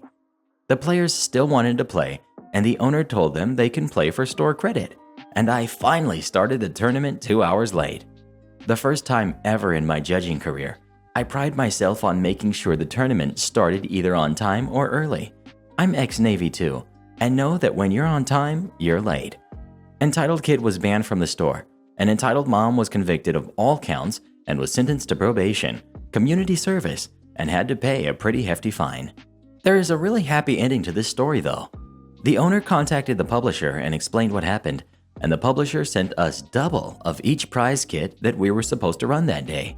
We scheduled that tournament as soon as we can, and turnout was awesome, and since the publisher sent us so much, almost everything was participation prize. Next we've got, I got fired from a job that I did not work. This happened to me a while ago in my native Germany. I shop for the weekends, and to anyone who knows that the German word Wochenendeinkauf means shopping like a demented doomsday prepper, know what I mean? So I was trying to shop for the weekend, and since the girlfriend kind of works retail, thus massive respect for the retail workers out there, I get to be on the receiving end of all the crazy stories. And the same way you don't mess with a sysadmin because he makes the computers run, you don't mess with retail people because they hand you food. I decided that it was time to shine as an adult and do all my shopping alone and without help. I wore kind of a yellow polo shirt because everyone has got to do their laundry at one time or another. I know, such adult, very wow. Now, I am over 6'9" tall, if Google does not lie, and look the part, blonde beard and blue eyes and all, but I have one weakness, one critical weakness, helping old ladies. Because I can go to the gym and lift till my arms give out, and I will receive a passable boost to my self-esteem. But when a little old lady asks, "Can you get this 1 kilo bag of flour?" and then proceeds to make the big eyes and compare me to Superman and say that I look like they expected Hercules to look or some other stuff, yeah, that puts a grin on my face that won't leave for a week. So I am in the store, helping the occasional elderly lady out and doing my shopping, when I hear, "Ahem," behind me, over my headphones.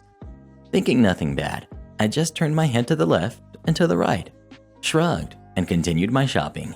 What follows next is a yank on my in-ear headphones, so they fall out of my ears, and then a tirade of epic proportions from a peroxide blonde, wearing clothes that would just look good on her daughter, but look ridiculous on her. Fake tanned and excessive jewelry wearing person with a Karen haircut. I just let her rant and rave while trying to actually figure out what she wants, and she lays into me.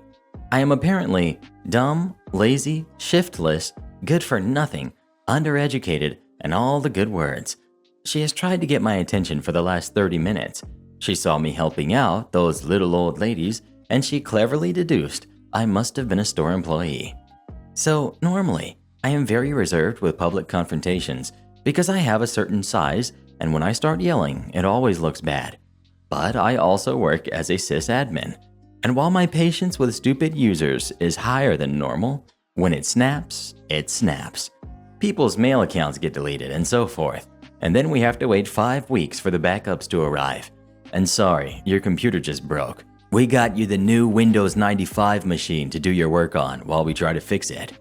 So I am thinking, well, she probably has had a bad day. Her fake tan seeped into her brain. I know. Let's be good and clear this up and be on our way. Water under the bridge, right? Except then she poked me in the chest, her shrill yapping accentuating that I now needed to jump like her little slave. Poke, poke, poke, poke. Sysadmin mode from heck activated. I don't work in this store, and I will not help you. Get a manager. I naively thought that this was the end of it and put my headphones back in, but left one out as the constant stream of yapping disappeared. This alerted me to the Karen returning, this time with a manager in tow. A pimply-faced youngling without a beard that looked intensely uncomfortable while trying to get a word in. She demanded I get fired on the spot for being rude to her. I turned to the manager and quit on the spot, saying that I would at least have expected him to care if one of his best employees was treated like that by a customer, that I was in half a mind to hand him back the shirt right now on the floor and shop bare-chested, and that since I no longer worked for him, I was now free to shop in the alcohol section during daytime, and I was intending to do so tonight. As an added bonus, I went down to Karen's eye level and added that if she decides to lay hands on me again, and the store security did not immediately tase her or throw her out of the store, I would see this as a threat and would react appropriately, doing the job for them as a last thank you for all of those paychecks, and because not another worker here could lay a hand on her. And then I gave her my best, I am 5 minutes away from turning into a berserker. You feel lucky, jerk. Smile. Oh, there was screaming afterwards and accusations of being violent, but I just put my headphones in, turned around, and lumbered back to another section. 10 minutes later, the manager is back, this time alone. I unplug my headphones and ask him what he wants. He says he is very sorry, but he has looked and he knows everyone, but apparently they don't have me on file as an employee. So was I actually sure I worked here? Nope, just thought instead of putting you in an awkward situation, I would do what was expected of me and say what everyone in earshot was thinking. End of the song and dance was, he accompanied me to the register and personally applied his manager discount to my walk-in and dine cough. Let's just say I do intend to return to this store.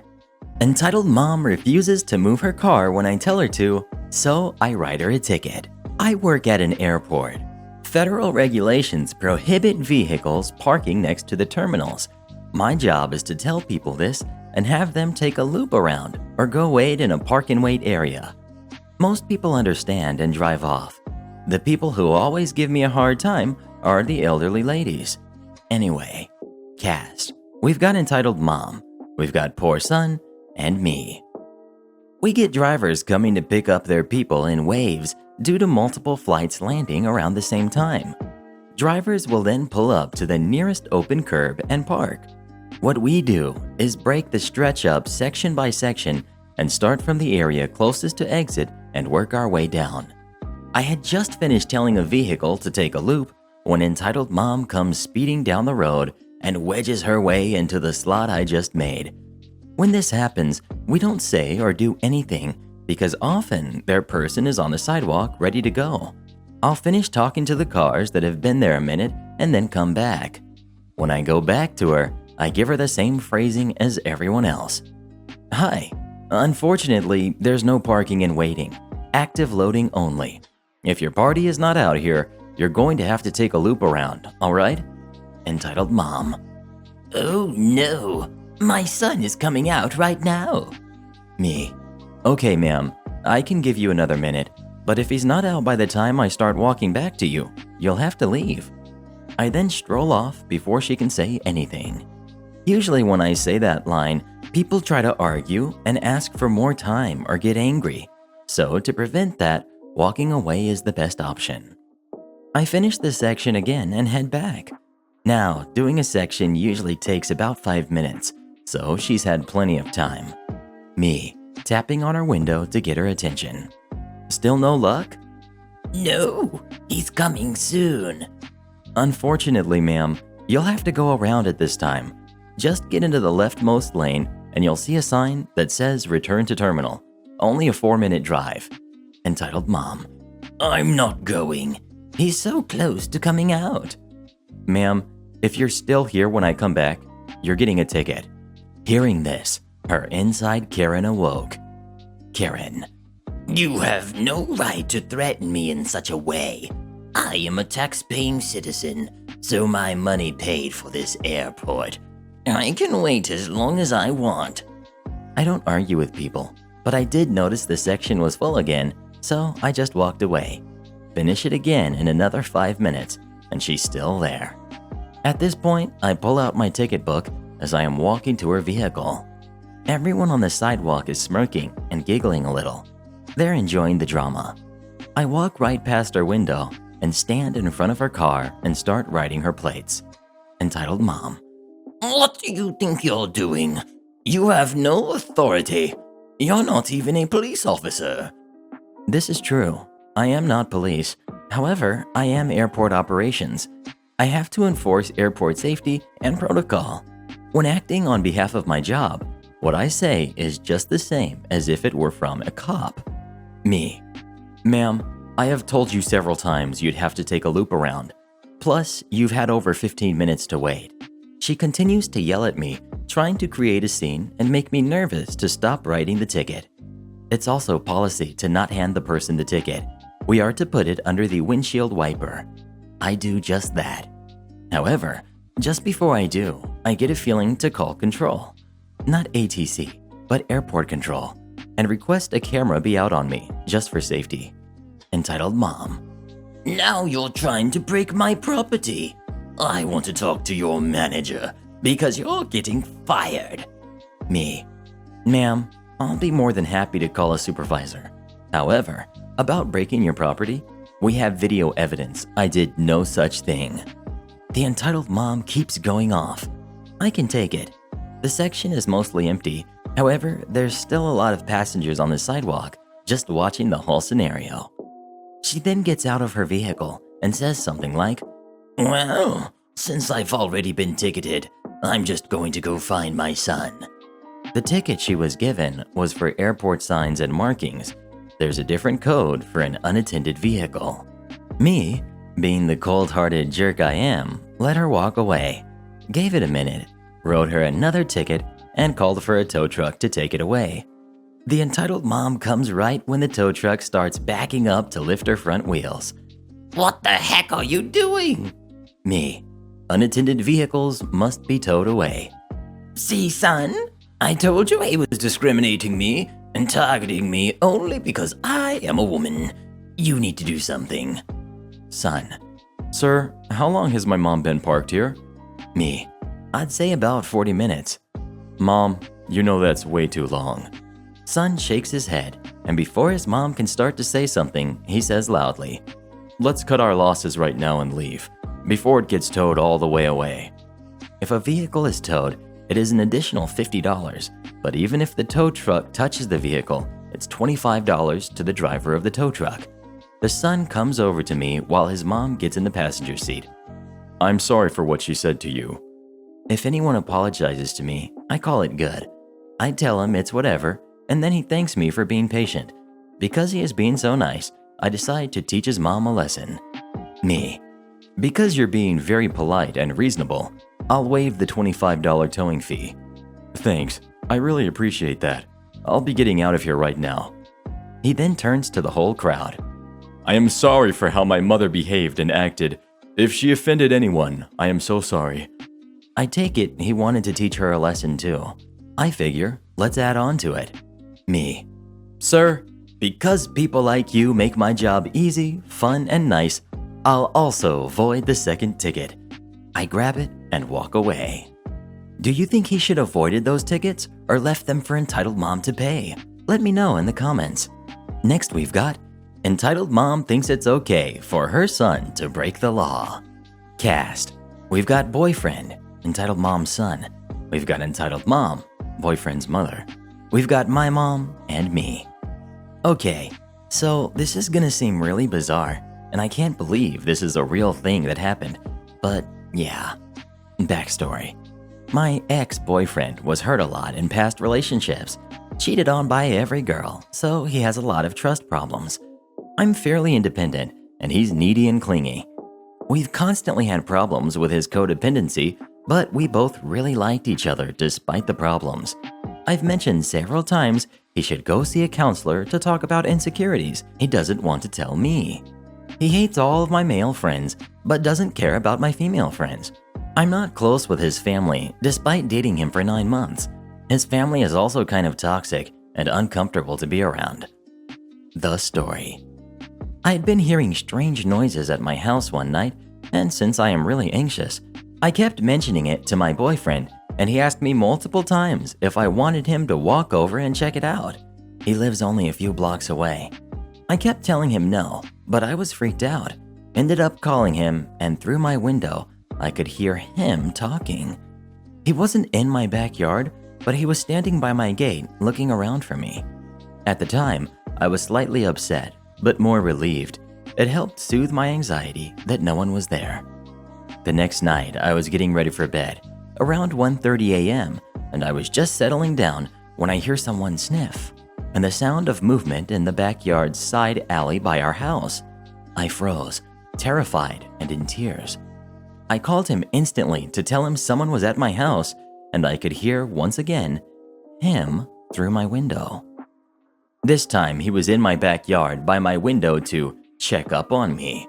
I was mortified, and I told him that was a complete breach of privacy and unacceptable. I told him I didn't want to see him for a bit, and we would discuss this in depth after I calmed down.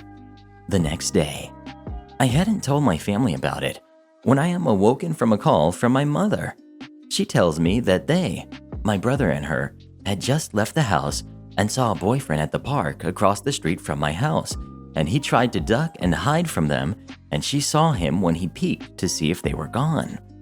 After they came home, my brother explained he had seen him walking away from our house when he walked out, and my mother had seen him at the park once they drove by a few minutes later.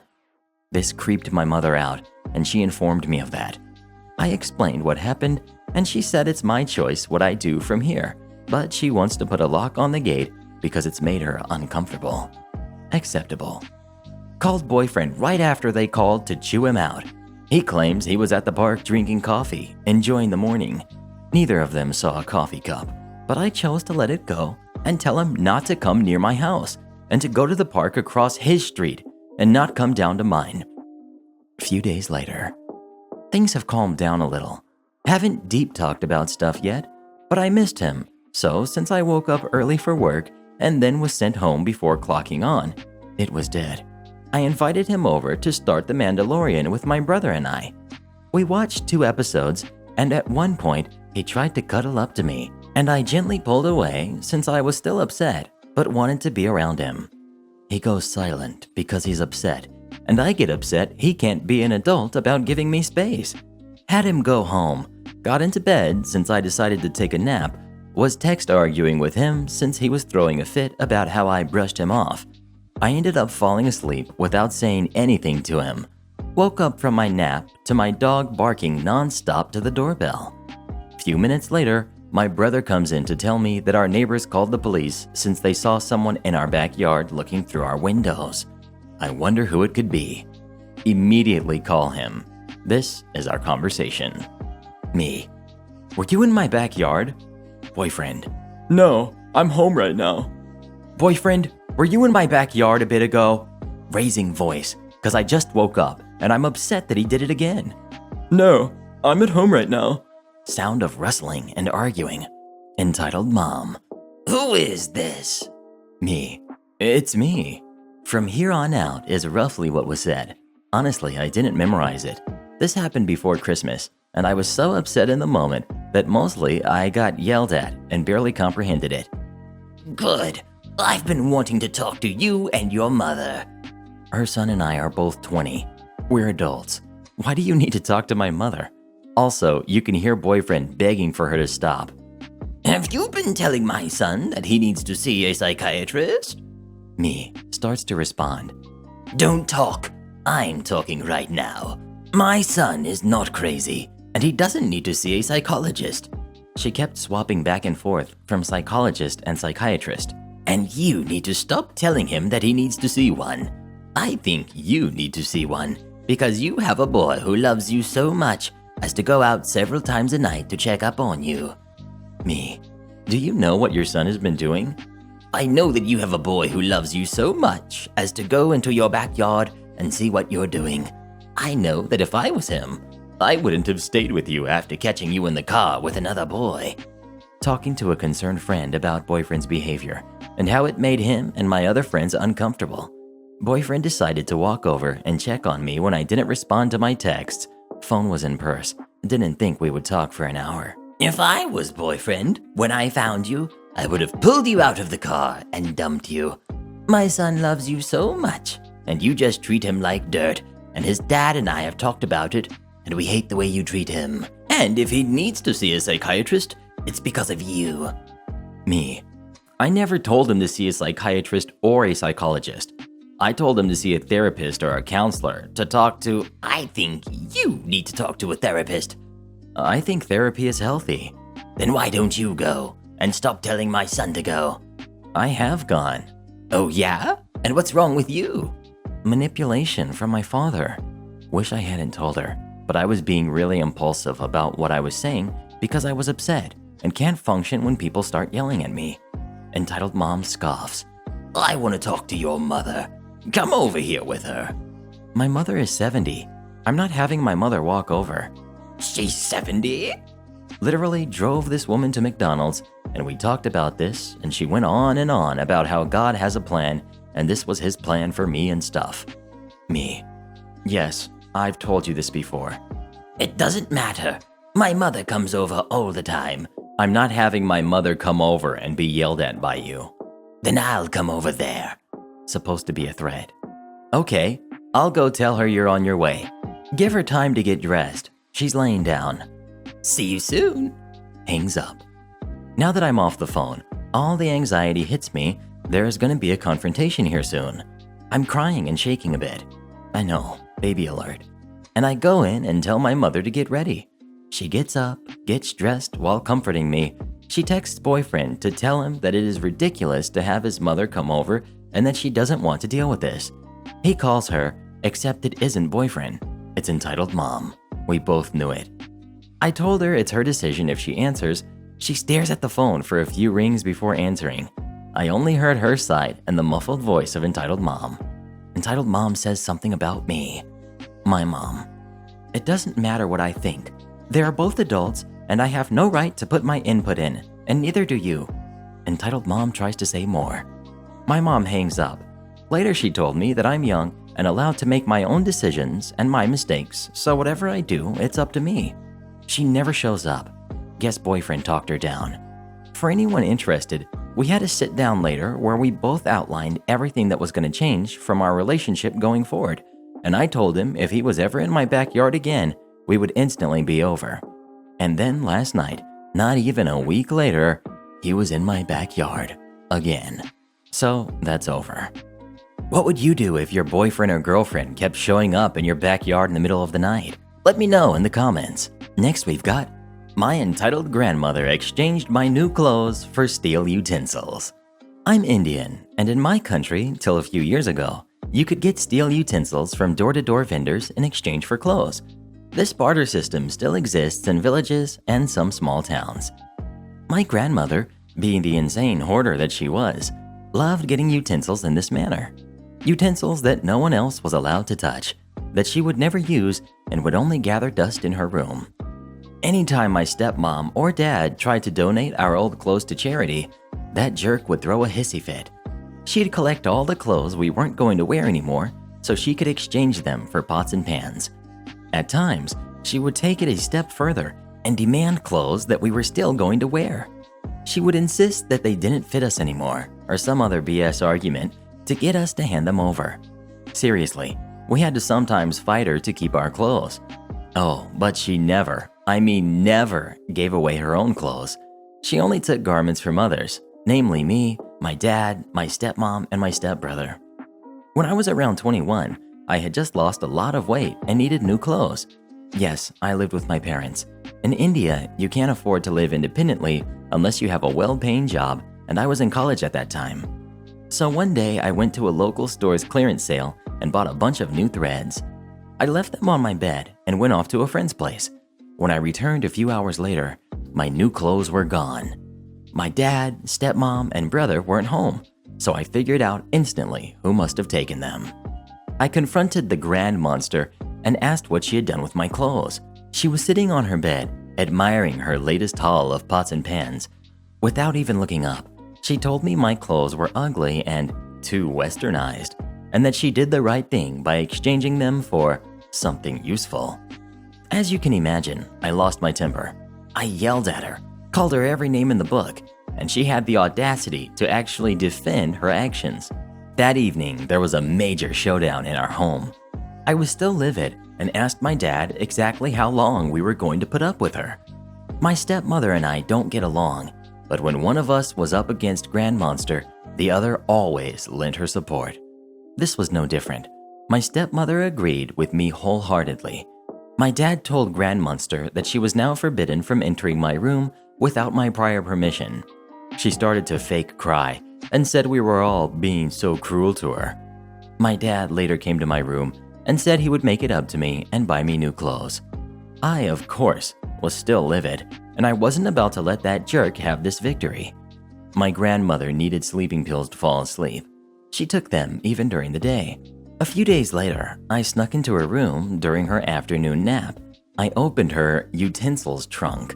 Yes, she had a whole trunk full of them, and took out a whole bunch of her beloved pots, glasses, plates, etc. I shut the lid quietly and exited. I went straight to an old age shelter that was nearby. I donated the utensils and earned the joy of giving and the taste of sweet, sweet revenge. I didn't tell anyone what I had done and just waited for Grand Monster to discover her loss, which she did just a few days later. It happened in the evening. I was in the kitchen cooking dinner when I heard her ear-piercing wailings about how someone had stolen from her utensils chest. A satisfied smile spread across my face. My dad called me into grandmother's room and asked if I knew anything about the missing utensils. I admitted that I had taken and donated them. Grand Monster looked like her head would explode. I calmly told her I had done the right thing because those utensils were ugly and that the shelter needed them more.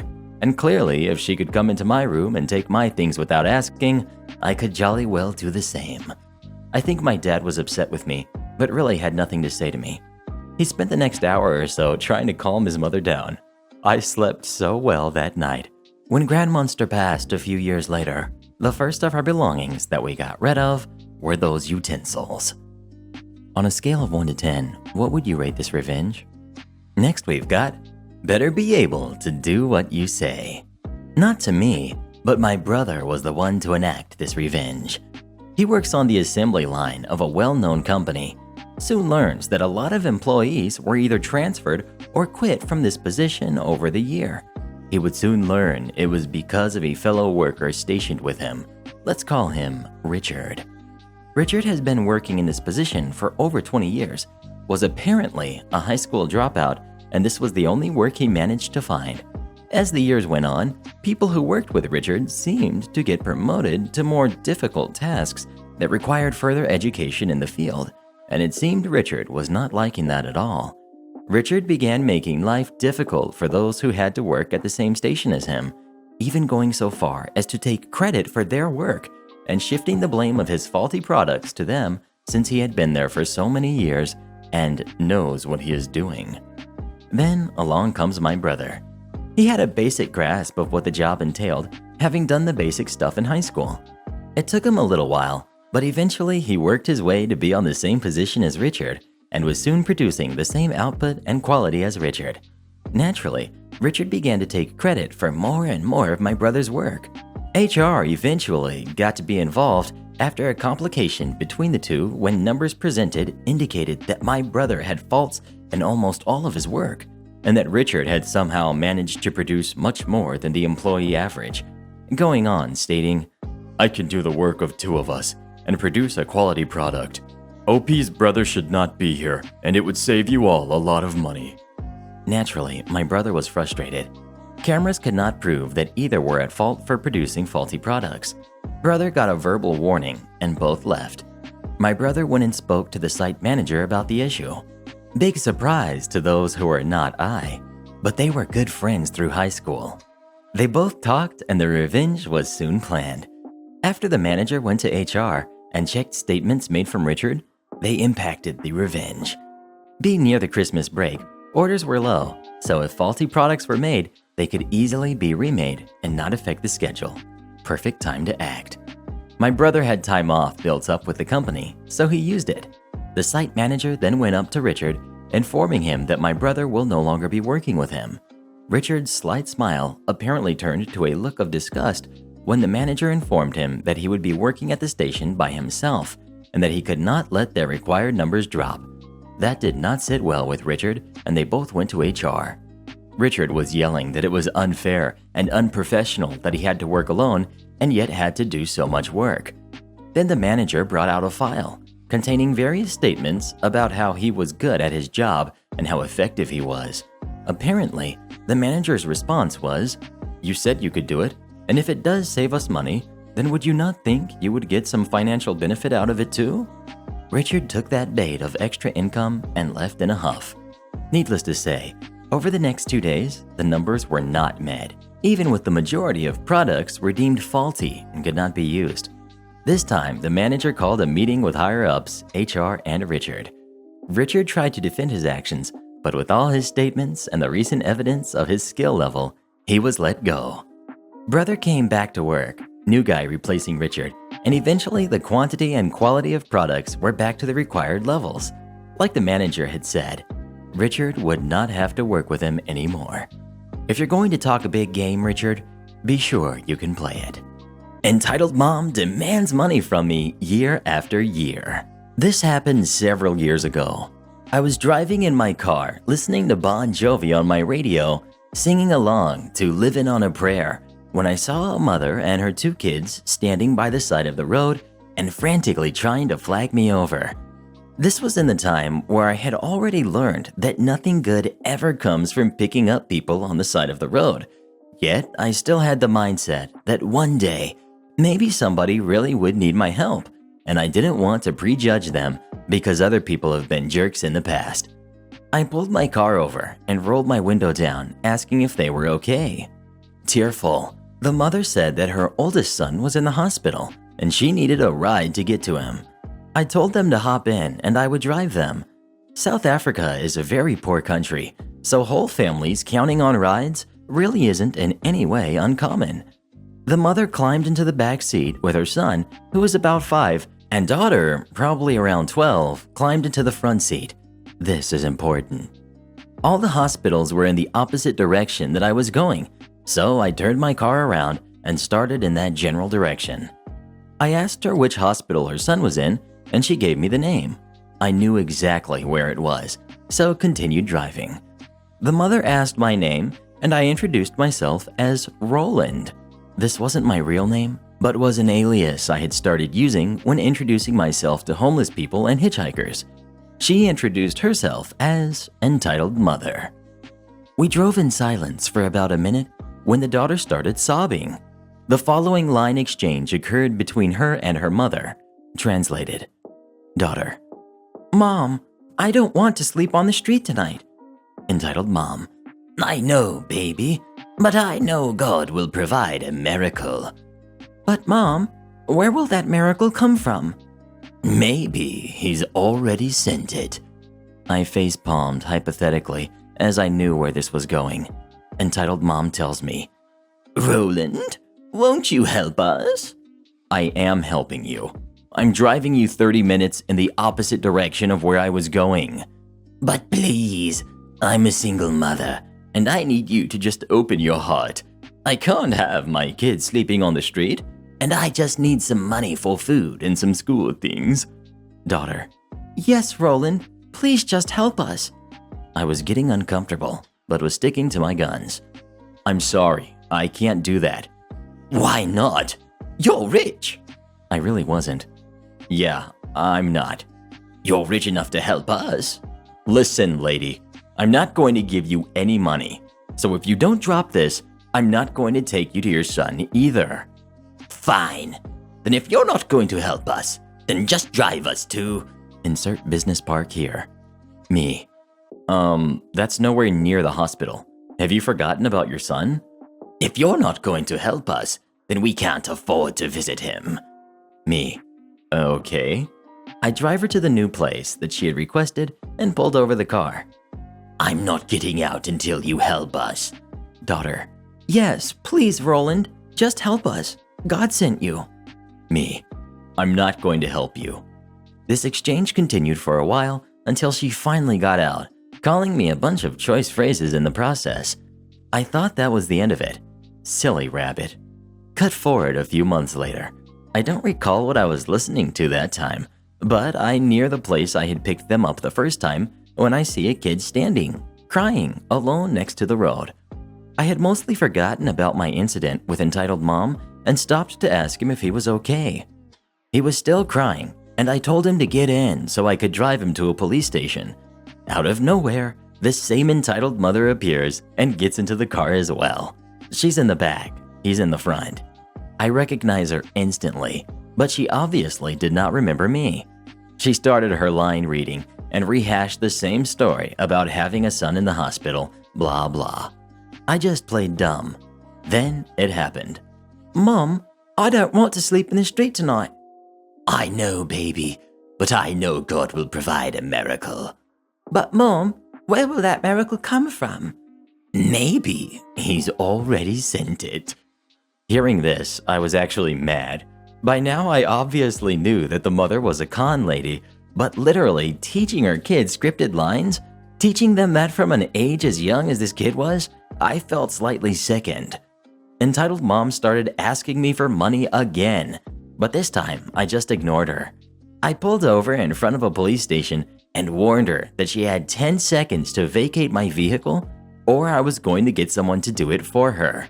She yelled at me again but complied, and this would be the end, right? Nope. Cut forward a few years later. I'm driving again in a completely different side of town when two girls literally jump in front of my car and yell for me to stop. I roll the window down and frantically they tell me that someone's chasing them and I need to get them out of there. I quickly unlock the car doors and they get in, one in the front, one in the back. I start speeding away and ask them if I should drive them to the police station. They say no and ask me to drive them into town. Then it happens. The one in the front speaks the words. Girl 1. Friend, I don't want to sleep on the street tonight. Girl 2. I know, but don't worry. God will provide a miracle. Girl 1. But where will that miracle come from? Girl 2. Maybe he's already sent it. Girl 1 was entitled mother's daughter that had been in the car a few years earlier. Would you give Karen a ride if you thought she needed some help? Let me know in the comments. Next we've got cancel my leave? Say goodbye to your promotion. I used to work in a disability shared accommodation agency. It's a job where you support 4 to 6 people with disabilities who share the accommodation. It's shift work, 2 clients per staff member during the day, 1 staff member on a sleepover at night. The rosters are 4-week rotating rosters. I was employed as a .75, meaning I work 75% of what is considered full-time, equating to 57 hours a fortnight. Working shifts sucked, but the pay was good. I was working in a house I'll call Sunup. Sunup had 4 residents and 7 workers. Each house had a house supervisor. They reported to the cluster manager who managed 6 houses. Cluster manager reports to the CEO. By company policy, leave requests are first in, best dressed, meaning you need to put your leave in early to ensure you get it. I was transferred to Sunup from a 6-client house due to my qualifications and situations I cannot legally disclose. I worked for the first year, got to know staff, clients, house supervisor, etc. There was an obvious clique between 4 staff members. Each school holidays, 3 would apply for leave and 1 would call in sick with a medical certificate covering the same amount of time. They would always rotate who is sick to hide what they were up to. They were friends outside of work who would party together. After a year, the house supervisor fell sick. One of the clique members, Karen, was appointment acting supervisor, and it went to heck. She tried reducing my hours and giving extra time to a friend. I pointed out that I'm contracted for 57 hours a fortnight, so I'm getting paid for 57 hours a fortnight. Her friends got extra shifts, were given the best shifts, and were all around favored by Karen. In January, I put in leave for March school holidays. Karen rejected it on the grounds that others had already submitted leave. Her clique all applied for this time. I left this alone. In March, I checked the leave calendar for the June school holiday. Each house had a leave calendar, so management and staff can check who scheduled leave. It was empty. I submitted leave again and it was rejected. Karen said, "Sorry, you were too slow." Karen said that A, B, and C, her clique, already submitted leave. The next day, the leave calendar showed this. In May, I checked Christmas leave calendar, put in my leave, and sure enough, got the same result. This annoyed me as I have a family that I wanted to take on holiday. I spoke to the cluster manager, also part of the clique, who said there was nothing I could do. Note, I had no leave taken in 2 years. January the following year, the clique was on holiday. We had a gastro outbreak across our facilities, so we were short-staffed. All available staff, including CEO, were covering shifts. I was rostered on with the CEO one shift. During the shift, he said to me, "OP, you have a bit of leave accumulated. You should probably take some." Me, I put in 3 requests last year. All were rejected, as others apparently already applied for those dates. CEO, "Let's lock in your leave now." Me, "Okay, how about 4 weeks over Christmas?" I filled out the form, CEO signed it off, he filled out the leave calendar, and put my application in Karen's office. I was on sleepover that night, so I took my application, photocopied it for myself, and replaced under the mountain of paperwork in her office, knowing she wouldn't see it for a few months. In March, I checked the leave calendar. I noticed my Christmas leave had disappeared, replaced with Karen, A, B, and C. I didn't say anything as I had a leave form with CEO's signature. Fast forward to October. Original house supervisor passed away. Acting supervisor was appointed permanent supervisor by the cluster manager with a mandatory 3-month probation. December comes around, first week of my leave. I get a call from Karen. "Where are you?" Me, "On leave?" "I didn't approve any leave. Get your butt to work now." I come in, Karen chews me out, stating she didn't get an application form. Even if I submitted it, she would reject it. "As you should know by now, that we always take 2 weeks in December and January." She wrote me up for insubordination. I worked that shift. When Karen left, I emailed the CEO, filling him in on what had happened. He called a meeting with me and Karen. CEO, "What happened?" Karen cutting me off. "OP took it upon himself to approve leave. I wrote him up for skipping work." Me, "Actually, I submitted leave in January while you were away." "No, you didn't." CEO, "Yes, he did. I approved it and added it to the leave calendar." Karen, "Oh, we already had 4 staff booked on leave." CEO, "Show me the leave forms." Karen, I destroyed them." Me, handing Karen my copy of my form signed by the CEO. CEO, "OP is on leave. I'm going to Sunup and I'm investigating the situation. OP, my apologies. Go home. I'm extending your leave by an extra week." I go home. I come in 4.5 weeks later to be told that Karen has lost her promotion. She is on thin ice. CEO found out that Karen has been rejecting leave requests. She shredded my request without looking past the date. She deleted my leave from the calendar. The CEO told Karen that this borders on fraud. The CEO also separated the clique to different houses. He changed the leave policy to state that he must sign off leave requests. In addition to house supervisor and cluster managers, he ensured that all staff had access to prime leave dates. Karen was fired 2 weeks later for failing audit requirements. Edit. To clarify why the CEO did grunt work, funding bodies stipulated that during day, 1 staff was required for every 2 clients. We were short-staffed across the board. There was lots of juggling staff. All staff employed with the company not on leave were working in-house, including CEO, cluster managers, administration. They were rostered on with qualified staff who took the lead. CEO had social worker qualifications, social work experience, but no support worker experience. It was an extreme situation that could see funding withdrawn. What would you do if Karen wouldn't let you take any of your leave? Let me know in the comments. Next we've got, I got mistaken for a Walmart employee at self-checkout. We've got crazy lady, we've got actual employee, and me. I apparently chose the wrong day to go to Walmart after work. Before I start, let me explain why there is no way this should have happened. I work in a kitchen. I was wearing black jeans with holes, a gray shirt with the name and logo of my work on it, steel-toe boots, a hat with a monster logo on it, and my ponytail sticking out, and my black sweater. My shirt and my pants were also dirty and had some food spills on them from, working in a kitchen all day. I got off work around 9 and decided I didn't want to cook when I got home, nor did I want to order food from my work. I eat there quite often, so I wasn't in the mood for it. So I made the grave mistake to go to Walmart.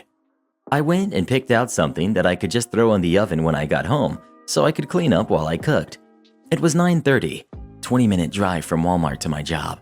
By the time I got to self-checkout, I scanned my food and put it in the bag, but as I was doing so, someone stood in line behind me. No big deal. They're just waiting for their turn. Nope. Apparently, this lady thought I was an employee.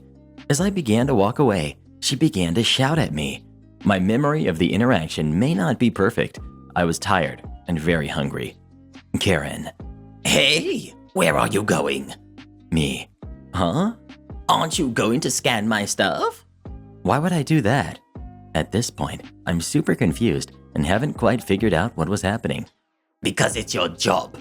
No, it's not. I don't work here. I thought, more hoped, that was the end of it, so I turned to walk away. Liar! I watched you scan that. She then pointed to the bag holding my food. Lady, this is the self-checkout. You scan and bag your own stuff. No, I don't work here. I won't do your job for you. Stop being a lazy jerk and do your job. Me, visibly upset now. Look, lady, I don't work here. I did, however, just get off my actual job. I want to go home and eat. Leave me the heck alone. I again turned to walk away, but this lady wasn't having it. She shoved her cart forward at me, which did hit me but didn't hurt me. At this point, my temper did get the better of me, and I shoved it right back at her. I'm a girl who's 17 and in high school, so I tend to lose my temper quite easy. The cart didn't hit her, but it hit the machines and made a super loud noise. This is when actual employee makes his glorious appearance into our story. As he approached, she was screaming something at me. I have no clue what. Actual employee. Excuse me, ladies. What is going on here? Your lazy employee is refusing to do her job. Actual employee just kind of looked at me, then looked at her. Actual employee was wearing a blue shirt and yellow vest. I clearly was not. Actual employee also knows me because I am in there more than I'd like to admit sometimes. Employee. She doesn't work here, ma'am. What is it you need help with? She does too. I watched her scan that. She once again pointed at my food. This is the self-checkout, ma'am. That's what you do here. What is it that you're needed help with? I just need my stuff scanned. Actual employee, now realizing what the lady wanted. Ma'am, this is the self-checkout. You have to do it yourself. At this point, I felt I was no longer needed, so I tried for the third time to turn and leave. I did hear her shout something at me, but I didn't care to listen to what she said.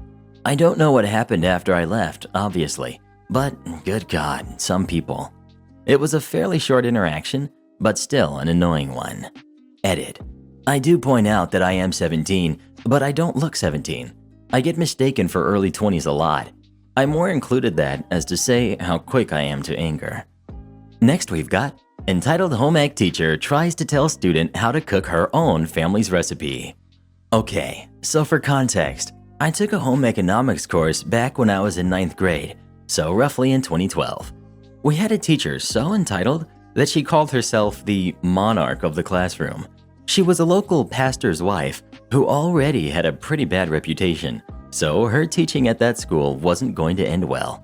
We'll call her Karen for this story. Now the start. It was nearing the end of the semester, and our class was supposed to cook over a period of a week, taking a day for preparation for a breakfast, lunch, dinner, and dessert.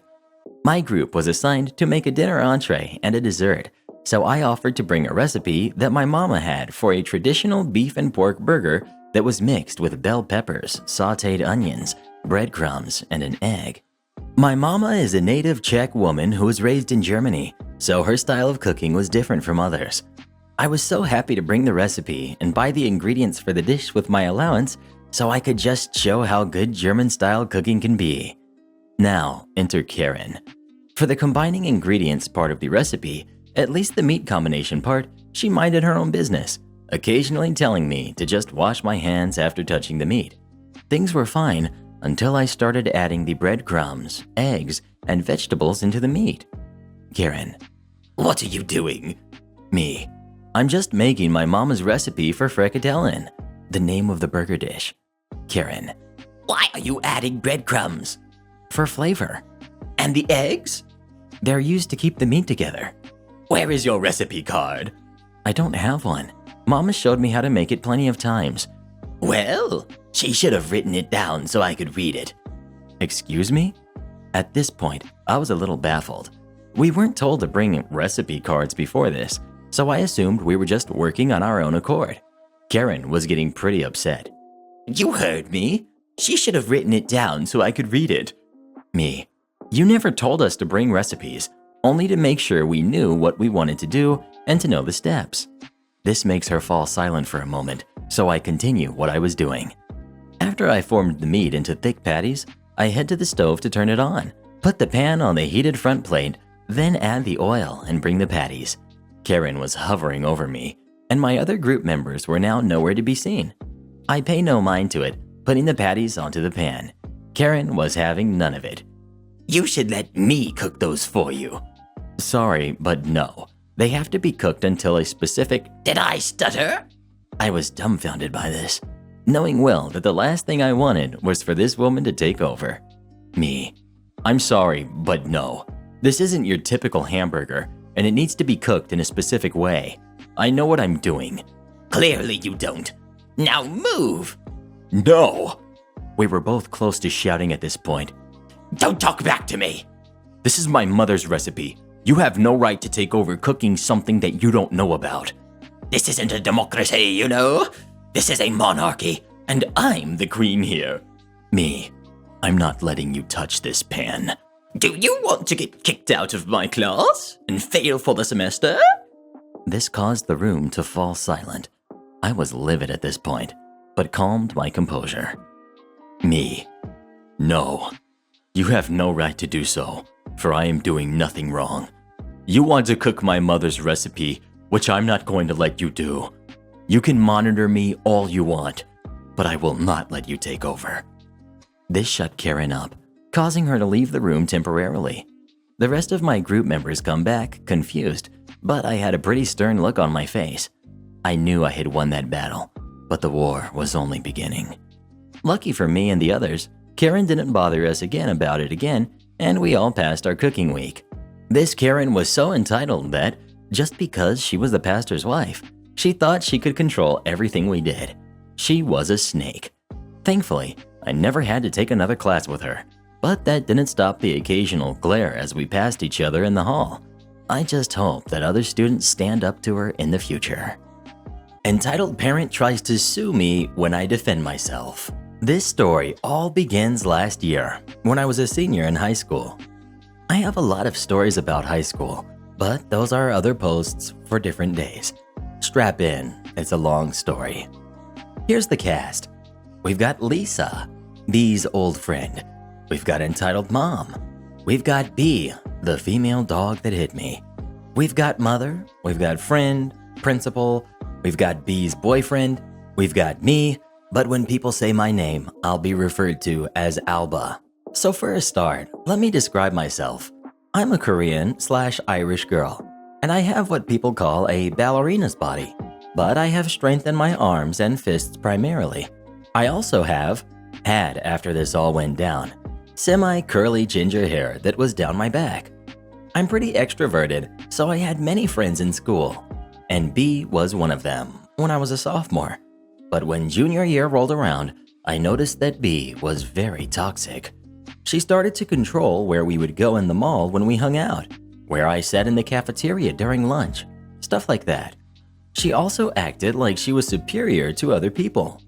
Many people didn't like her and complained a lot. So naturally, I started to distance myself from her because 1, I didn't like that type of behavior and it was annoying. And 2, I didn't want people I met to associate me with her and think that I acted the same way she did. B did not like this. I guess she liked being in control somewhere in a relationship. B didn't have many friends to work with, so when I started not being her friend, she had nobody to hang out with. During winter break, I learned that she started hanging out with BB, this guy in one of my classes, but I didn't care too much because I didn't know him. By the time we came back from winter break, they were making out in the halls, very touchy and feely. Skip the summer of 2017, I saw B and her boyfriend literally everywhere I went. I went to the fair, and they were there too. I once went to the mall to get a custom-made umbrella for my cousin's birthday. I know, weird, but my cousin has a knack for collecting umbrellas. And lo and behold, B walks in with her boyfriend in tow and walks up to me and says, "Oh, hey Alba, didn't know you'd be here." I was very confused.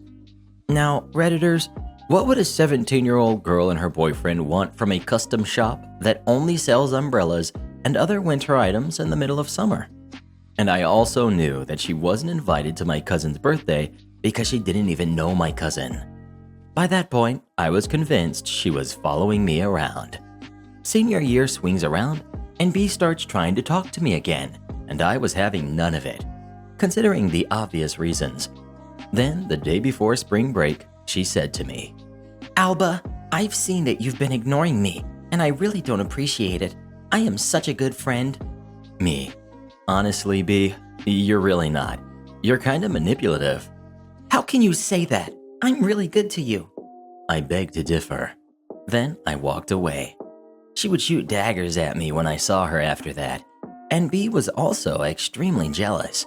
When B saw her boyfriend talking to a girl, she would walk up to him and say, "How could you cheat on me with this jerk?"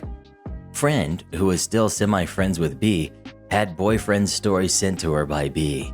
Basically, he posted a story on his Snapchat that said, "With the most supportive person in my life," over a picture of him and a girl, and B went nuts. She complained to friend that her boyfriend was cheating on her with who she called that ugly jerkbag. Turns out, that was his sister. Fast forward to May of 2018, when the crippity crap hit the fan. I was partnered up with B's boyfriend in my chemistry class that we had together. B learned about this and went berserk. She had the nerve to come up to me and say, "Keep your filthy hands off my boyfriend, jerk." So a week after that happened, B's boyfriend had to come over to my house to finish the last part of the project. Turns out, B was planning to go to the mall with her boyfriend that day, but he had to cancel to come to my house. B was steaming. So the next fateful day, I was in class with her boyfriend and we turned in our project.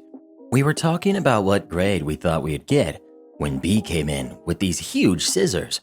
Neither her boyfriend or me saw her coming. That day, I was wearing my hair in a low ponytail. At this point, I was growing out my hair, and it was very important to me since I had to shave my head in 8th grade after an accident. I had a hard time reviving my locks, and I was proud. Until then. So, on account of friend, who was also in the class, and her boyfriend, she came up behind me, pulled my hair, and cut it to about shoulder length. At first, I didn't know what happened, but when my brain had processed my snip sound, I knew what had happened. I whipped my hair around and stood up, and there was B, holding my hair in one hand and the scissors in the other. Here's the dialogue. Me: "Did you just cut off my hair?" B then dropped my hair on the floor and said, "That's what you get for messing with my boyfriend, jerk." Then B proceeded to slap me. It didn't hurt, but I was angry. I looked down at B's hand, and it looked like she was getting ready to do it again. So I did what was necessary, and I socked her in the nose. All I hear was a deafening crunch and her hitting the ground. Then she started screaming. "She hit me! Get her arrested!" Next thing I know, I was in the principal's office, explaining what happened and all my previous experiences with B while waiting for my mom to get to the school. I was also very emotional because all my hard work to grow out my hair had been foiled. Principal: "So, what you're saying is that B came into the room, cut off your hair, and slapped you because you were doing things with BB, correct?" Me: "Yes, that's about right." "Okay, so how about you wait here for your mother?" 10 minutes later, my mom walks in and starts getting angry when she sees my hair, because she knows how long it took to grow it all back. The principal quickly briefs the situation to her, and she gets even more heated. Basically, I was suspended for a week. I still don't know why I was suspended, even though I was just defending myself. We were told to come to the school for a meeting with B and her family and all the witnesses the next day. So the next day we walk in, and we are guided to a big conference room with a big rectangular table in it. We were seated directly across from B and entitled Mom. They were both shooting us dirty looks. Also, there was friend, B's boyfriend, another friend of B, and the principal. Principal recounts B's side of the story first. She accused me of attacking her. When the principal asked why was my hair cut off, B says that she grabbed scissors and cut off my hair so I would stop. There are many reasons why that makes no sense, such as the fact that when the principal came into the room, she was still laying on the floor, so there's no way she could have cut off my hair after I socked her. Also, 26 other people told that she attacked me first. Then entitled Mom speaks up. "That wild animal attacked my daughter and broke her nose. She deserves to be in jail." Then my mom spoke up. "No, your daughter attacked mine and cut off her hair." "That's not true. My little angel is innocent." Friend: "I saw B cut off all of Alba's hair, so that's not true." "This is BS. You just paid all these people to lie about this." B's boyfriend: "It's true. B attacked Alba first, then Alba defended herself." B: "You're supposed to be my boyfriend and support me." B's boyfriend: "Not anymore. I'm breaking up with you." "What?" B then starts bawling her eyes out, and I was trying to hold in my laughter. So was friend, entitled Mom. "You don't have any proof that B did anything."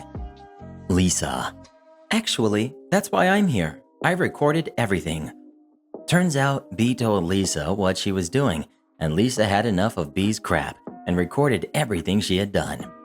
Lisa then played the video, and it clearly displayed my side of the story to a T. Entitled Mom: "This video is doctored to make B look bad." Principal: "Well, everyone and everything says otherwise, entitled Mom."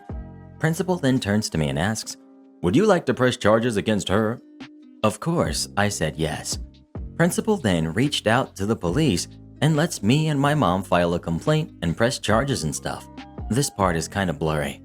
The Sunday before I get to go back to school, my mom gets a letter in the mail telling me that we're being sued for $50,000 for assault. We immediately got an attorney and looked into this. Entitled Mom was accusing me of assault and harassment against B, which is ridiculously untrue. Additional information: I ended up pressing charges for assault and stuff like that, and I'm pretty sure she got 4 months and community service. She also got expelled from school, and she does online now. I didn't want to give her max punishment because I want her to have a chance in life and be able to become a better person and get a job. I was gonna tell you guys what I did against her when we went to court, but someone wanted to know. I also found out that the court date is in a week. I've been reading the comments, and some of you said to countersue, and I've decided to just do that. I just need to gather my case, and if I win, I will 100% do the worm. Part 2. Me, my mom, B's boyfriend, and friend all went down to the courthouse yesterday at about 11 a.m. When we were seated, I was getting my defense and my counterclaim against B. I decided that I had a pretty good counterclaim thanks to you strangers. B and Entitled Mom were glancing at me like I was gonna lose. Refresher for your brains. Entitled Mom is trying to sue me for $50,000, but little does she know, I'm suing for $60,000. So court starts, and Entitled Mom states her claim by saying that I broke B's nose on purpose and that I owe her for medical bills and B's plastic surgery. They provide that judge with proof that I did. There was a TV in the courtroom, and the pictures were displayed there. The pictures were of B's broken nose, but it was clearly photoshopped to make it look worse. She tried to Photoshop it, but she failed miserably. The judge said, "Miss Entitled Mom, are those photos doctored?" No, not at all. That's what she did to my baby. Then I spoke up and said, "Your Honor, this is photoshopped. I have a copy of the actual photo." The look of shock on Entitled Mom's face could have powered the entire city for a couple minutes. Thankfully, I had copied the picture when Entitled Mom gave them to me so I could think about what I've done. Entitled Mom tried to intervene and say, Your Honor, you don't have to look at those. Just take my word on it. That one is the doctored one. When the judge looked at my pictures, she asked Entitled Mom, "Why would you bring doctored photos in my courtroom?" They aren't. The judge dismissed the evidence and we moved on. I stated my counterclaim. She caused me emotional pain and physical pain. I showed evidence like the pictures of my hair and stuff like that. Then it was time for the video. When the officer was bringing the TV in for the video to display, Entitled Mom said, Your Honor, I have suspicions that the video is doctored. Everyone was shocked because she was the one to bring in photoshopped stuff. The judge ignored her. After the judge and the whole courthouse watched the video, the judge said, "This looks too real to be fake." But it is. Trust me, she hit my daughter. Judge, don't raise your voice in my courtroom. But B doesn't deserve this. She's a good kid and hit no one. Entitled Mom then had to be escorted out of the room. B, I did nothing to Alba. She hit me in the first place. Judge, but I see you cut her hair and assaulted her first. But she had no valid answer for that. We discussed some other things. It was really boring. The lawyers talked most of the time during this part. Then came the verdict. It's Tuesday now, and I'm up $50,000. The judge decided to go from $60,000 to $50,000, and he thought that B's and Entitled Mom's claim was ridiculous. Rightfully so. Entitled Mom actually lost $60,000 because of the court fees and lawyers, and also my lawsuit. I decided against doing the flop in the courtroom, but I did it when I was home. I think I'm going to use the money to go to NC State, which is the college I wanted to go to ever since I was 13. I took a leap year because I couldn't afford it, so come next August, I'll be in school. I'll put the rest away in the bank. Thank you for all the supportive comments. Next we've got knocked unconscious on public transport thanks to Karen. For clarification and understanding purposes, I have a medical condition in which my blood circulation is extremely weak. My average resting pulse is around 45 beats per minute. When I sleep, it can go down to 30 beats per minute, endangering my life. When I am physically active, not resting, etc., my pulse rises to around 60 beats per minute. A pulse of 70 beats per minute for me is like 130 beats per minute for someone with a normal or healthy blood circulation, so I pass out extremely easy. Therefore, I need to be super careful about my movements, actions, and stuff, or else I will get knocked unconscious in seconds of just standing up. I never thought I'd encounter an entitled parent myself, but unfortunately, I did yesterday. It was around 8:30 in the morning. I was riding the bus to university So I sit there on the bus, listening to music, minding my own business, when all of a sudden someone taps me on the arm. Excuse me, young man. Could you please get up? This is my son's favorite spot on the bus, the entitled mom said. I replied, "What? I'm sorry, but I need this place." Come on. There's plenty of room for you to stand. Just get up and give us the spot. Me, I really can't. I'm sorry. If I get up now, I will... Just get up. You seem fine. Nothing's wrong with you. You're just lazy and don't want to stand.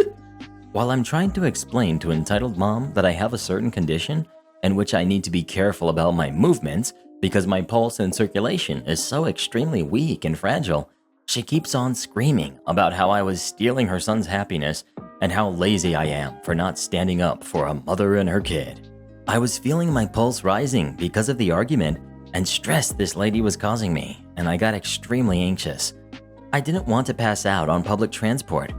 Her son looked really uncomfortable through this whole argument and at one point tried to tell entitled mom to just leave me alone. The rest of the bus, of course, caught attention to the situation. All of a sudden, entitled mom grabbed my hand and tried to take my pulse. Your pulse seems fine. What's wrong with you? Why can't you just stand up? Her grip was so firm, it left marks of her nails on my skin. She pulled me out of the seat, leaving me standing on the bus with an already way too high pulse for me and my condition. I tried to walk a few steps to find something to hold on to so I wouldn't fall, but it was already too late anyway, and I fell to the ground, getting unconscious in the middle of a bus. What happened after that, I don't quite know. I got conscious laying wrapped up in a blanket on the pavement, surrounded by paramedics, the police, and the bus driver. They explained to me what had happened while I was gone.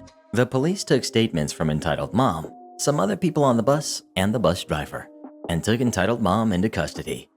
They asked me if I wanted to give a statement now or later, when I recovered, and if I wanted to press charges, and of course, I absolutely did. All I heard from her after I woke up was just screaming in disbelief and crying.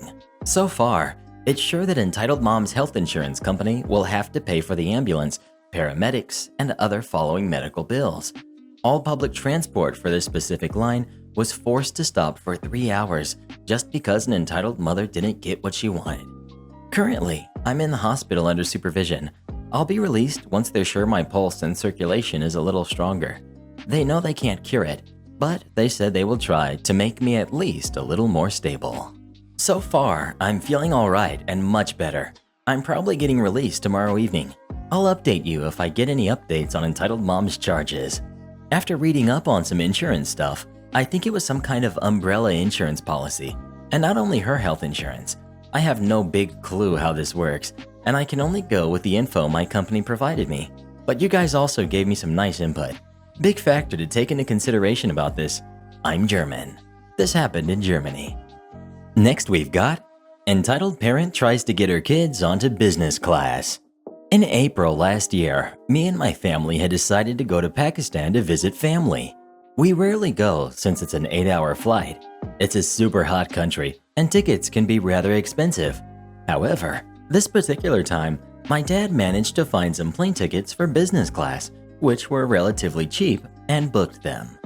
This was my and my siblings' first time traveling in business class, so needless to say, we were pretty excited. We get to the airport to check in, go through security, and chill in the business lounge until our flight. We were all in a good mood and were excited to see where we would be sitting on the plane. We were the first group to get on, and we all sat in our seats, just talking amongst ourselves. After we were boarded, economy class then boarded. This is where the story gets a bit interesting. I was sat next to this woman and her kid, and she explained it was her kid's first time going to Pakistan, so she booked business class so they would have a comfortable flight, which I thought was sweet. Shortly after, a woman from economy, entitled parent, walks through the curtains into business class and walks up to the lady, asking her why she is here. She told the woman what she told me, and it clicked that they were family, so I pretended to ignore them. Entitled parent then walks up to one of the hostesses and asks if she can pay to be upgraded to business class. The hostess explained it wasn't possible and went back to her seat. I thought that would be the end of it, but it wasn't. About 5 hours through the flight, my brother needed the bathroom. Both my parents were asleep, and I didn't fancy waking them up, so I took him myself. It took quite a long while since my brother was pretty much messing around and acting up. By the time we came back, we found 2 kids sitting in our seats. I asked them to move since I knew they weren't in business class. The business class section of the plane was small enough that you could basically see everyone who was sitting there. They refused to since they claimed their mother had allowed them to sit here. Not wanting to kick them out myself, I explained the situation to a flight attendant who escorted them back to their parents. I got my brother sat back down with Mom, and I returned to my seat, attempting to go to sleep.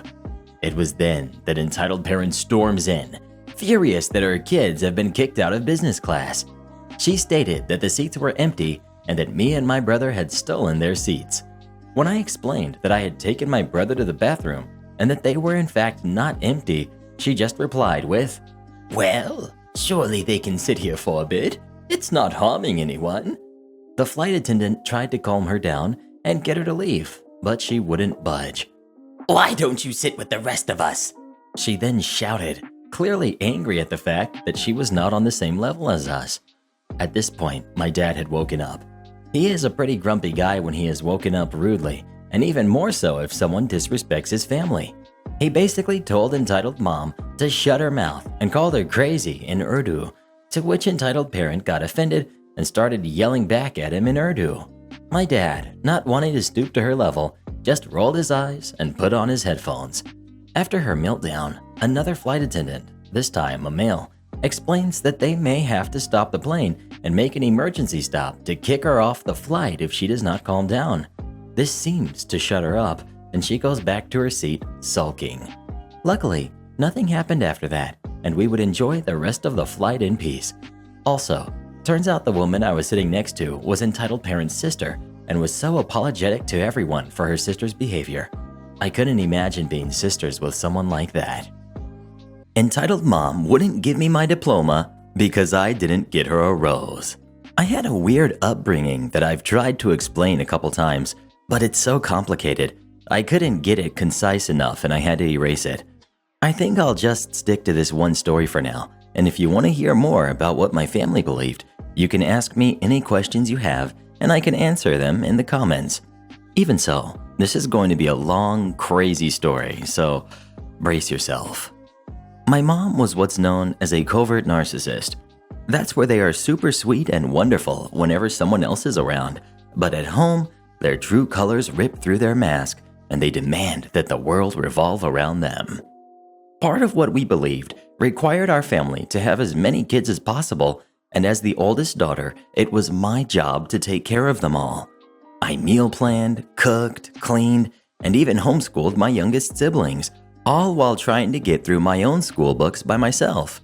My mom wouldn't let me study unless all the other housework was done first. When it came time for me to graduate high school, our church organized a group of us homeschooled kids who were all graduating at the same time and put together a ceremony like the ones regular schools have. I was very involved for the first few months. I illustrated a cookbook we were selling and went to all the fundraisers, but after a while, I decided I didn't agree with a lot of what the group was doing and asked my parents if I could pull out of the project and just have a small ceremony at home, like we had always talked about. They both heard my reasons and agreed, saying they were proud of my maturity and willingness to stand alone for what was right. The day of the graduation came, and we went to support our friends. During the ceremony, each student gave their mother a rose and a hug on stage, and it was very sweet. I had no reason to believe there was anything wrong until we got home. My mom immediately called me back into her room. My dad was standing there, but he wasn't really the leader in our house, so he didn't say anything the whole time. My mom told me she was humiliated when she saw all the other mothers get roses and said I cheated her out of the honor and recognition she deserved for teaching me everything I know. Her exact words were, "A graduation ceremony is not about the students. It's about the teachers and how hard they worked to get those students where they are today." I didn't dare contradict her, but in my head I was thinking, "What are you talking about? You haven't been my teacher since I was 11. She would always just buy me books, and that was it. I had to find time to read them, take tests, and grade myself all on my own. She would even make me take tests over and over until I got an A. With math, that was a lot of trying and failing. I didn't even know the real cutoff for failing a test was a D until I got married and moved out. At the time of this conversation, I still had a couple chapters in my last math book I needed to finish, but a lot of my other homeschool friends said they had the same thing and it was normal. My mom finished by saying, "I just looked at your math book and you still have 2 chapters left to go, so you haven't even earned this yet. Since you denied me the honor I deserved tonight, I will be withholding your diploma also. You don't even need it since you won't be going to college. Just finish your book and you will just be done with school." I tried to remind her that she agreed to let me sit out of the graduation ceremony, but she said, "I know I did, but when I saw how all the other mothers were being honored like that, I realized that wasn't your decision to make, and I felt robbed. It wasn't about you. It was about me as both your mother and your teacher." I asked her to at least not tell anyone that I didn't have a diploma, and she said what she always said when I asked that kind of thing. "If you don't want people to know what you did, don't do it." She dismissed me, and I ran to my room and cried. I was embarrassed and worried about what my friends would think if they found out.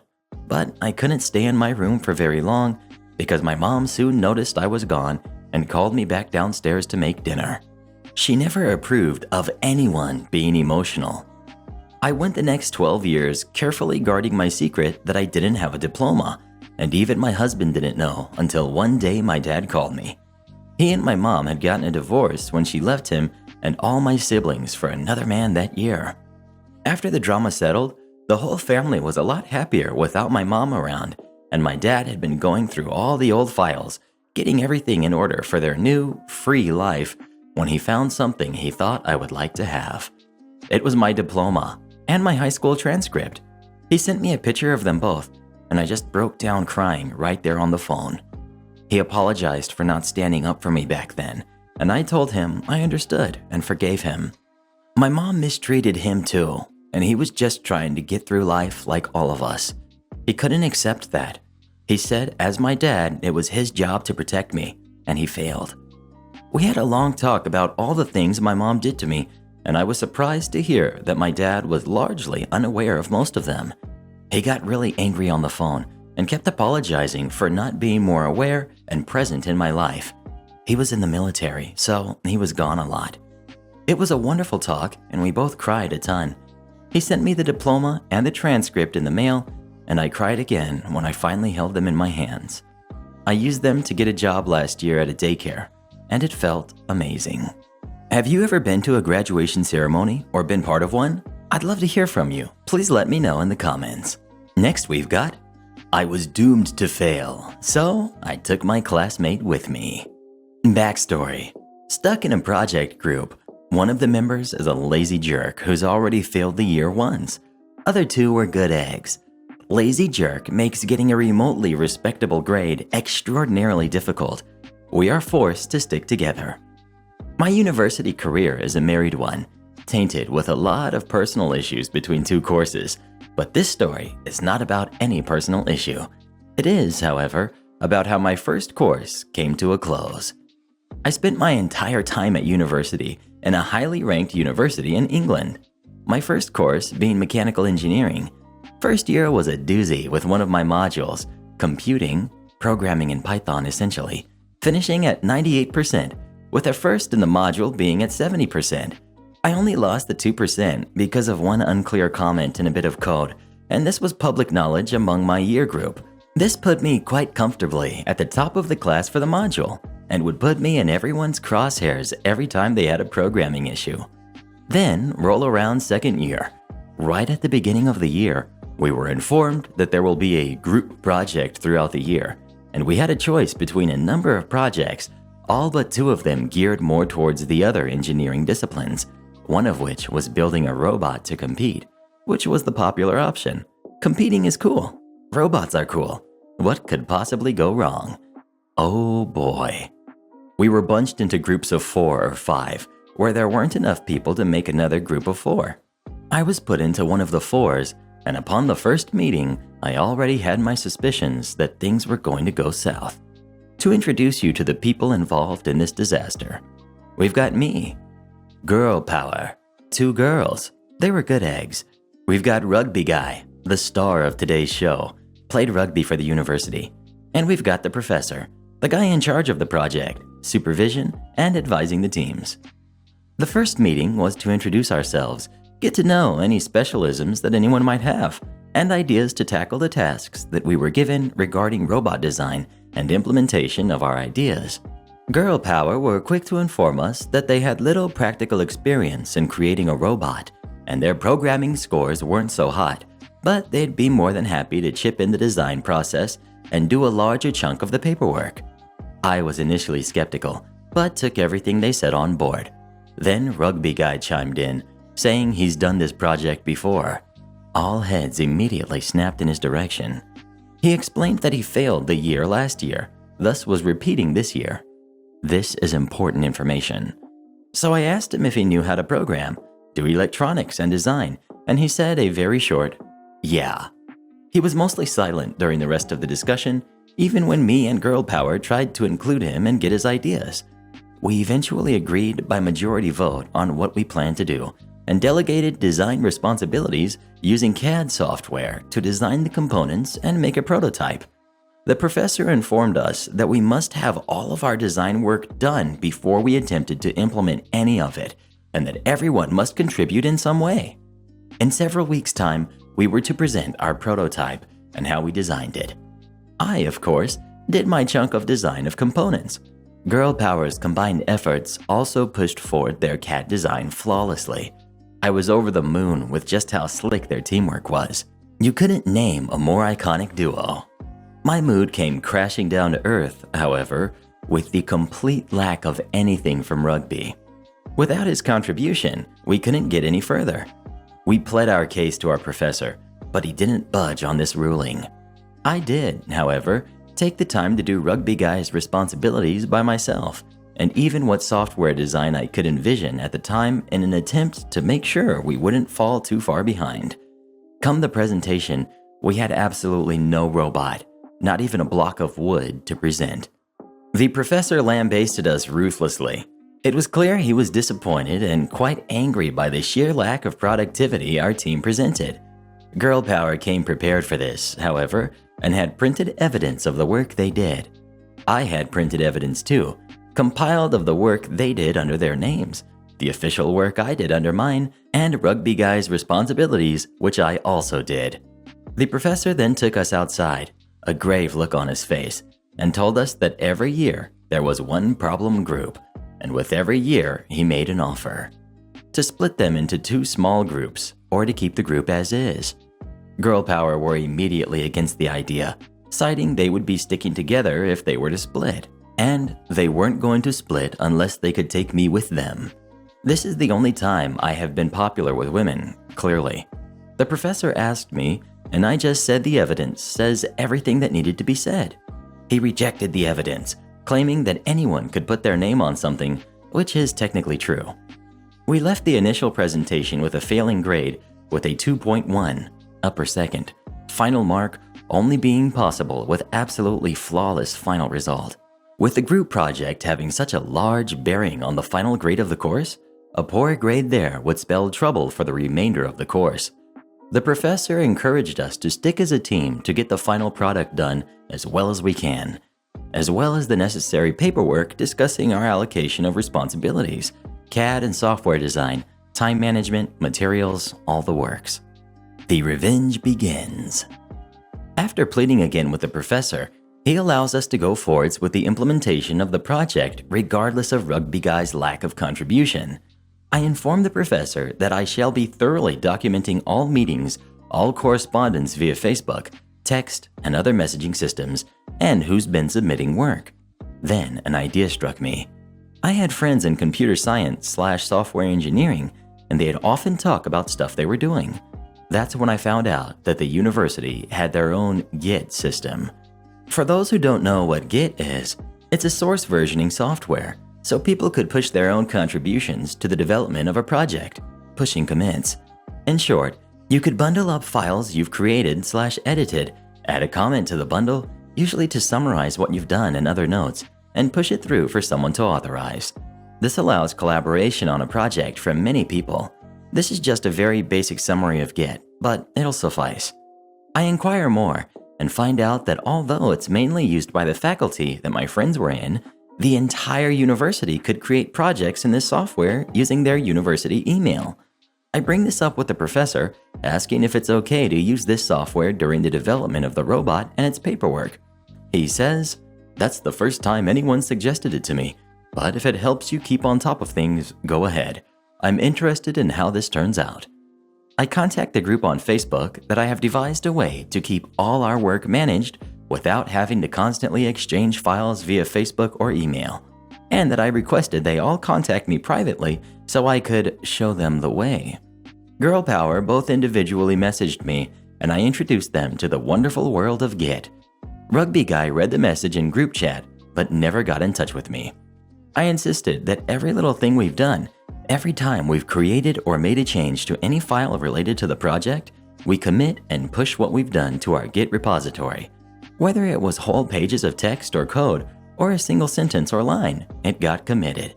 The team were also to have meetings.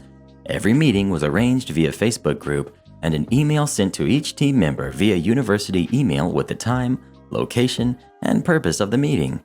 After some convincing during each Facebook discussion to arrange meeting, each meeting ended up being held in a different room to previous meetings. At the beginning of each meeting, I insisted on taking a group picture on my phone, which I insisted on pushing silly faces for. I also placed a dictaphone at the center of the table for each meeting, so we had an audio recording of each meeting. Meetings mainly consisted of how much progress I made on the development side, how much progress Girl Power made on the documentation side, and Rugby Guy not really present. He only turned up to 2 meetings, promising to do some work on the hardware side of things. At the end of the day of each meeting, I would send everyone in the team an email with the meeting minutes, an attachment of the group picture, and the audio recordings. After a few meetings, Girl Power pulled me to the side and asked me what all the picture taking was about, and why I insisted on a change on a different room every time.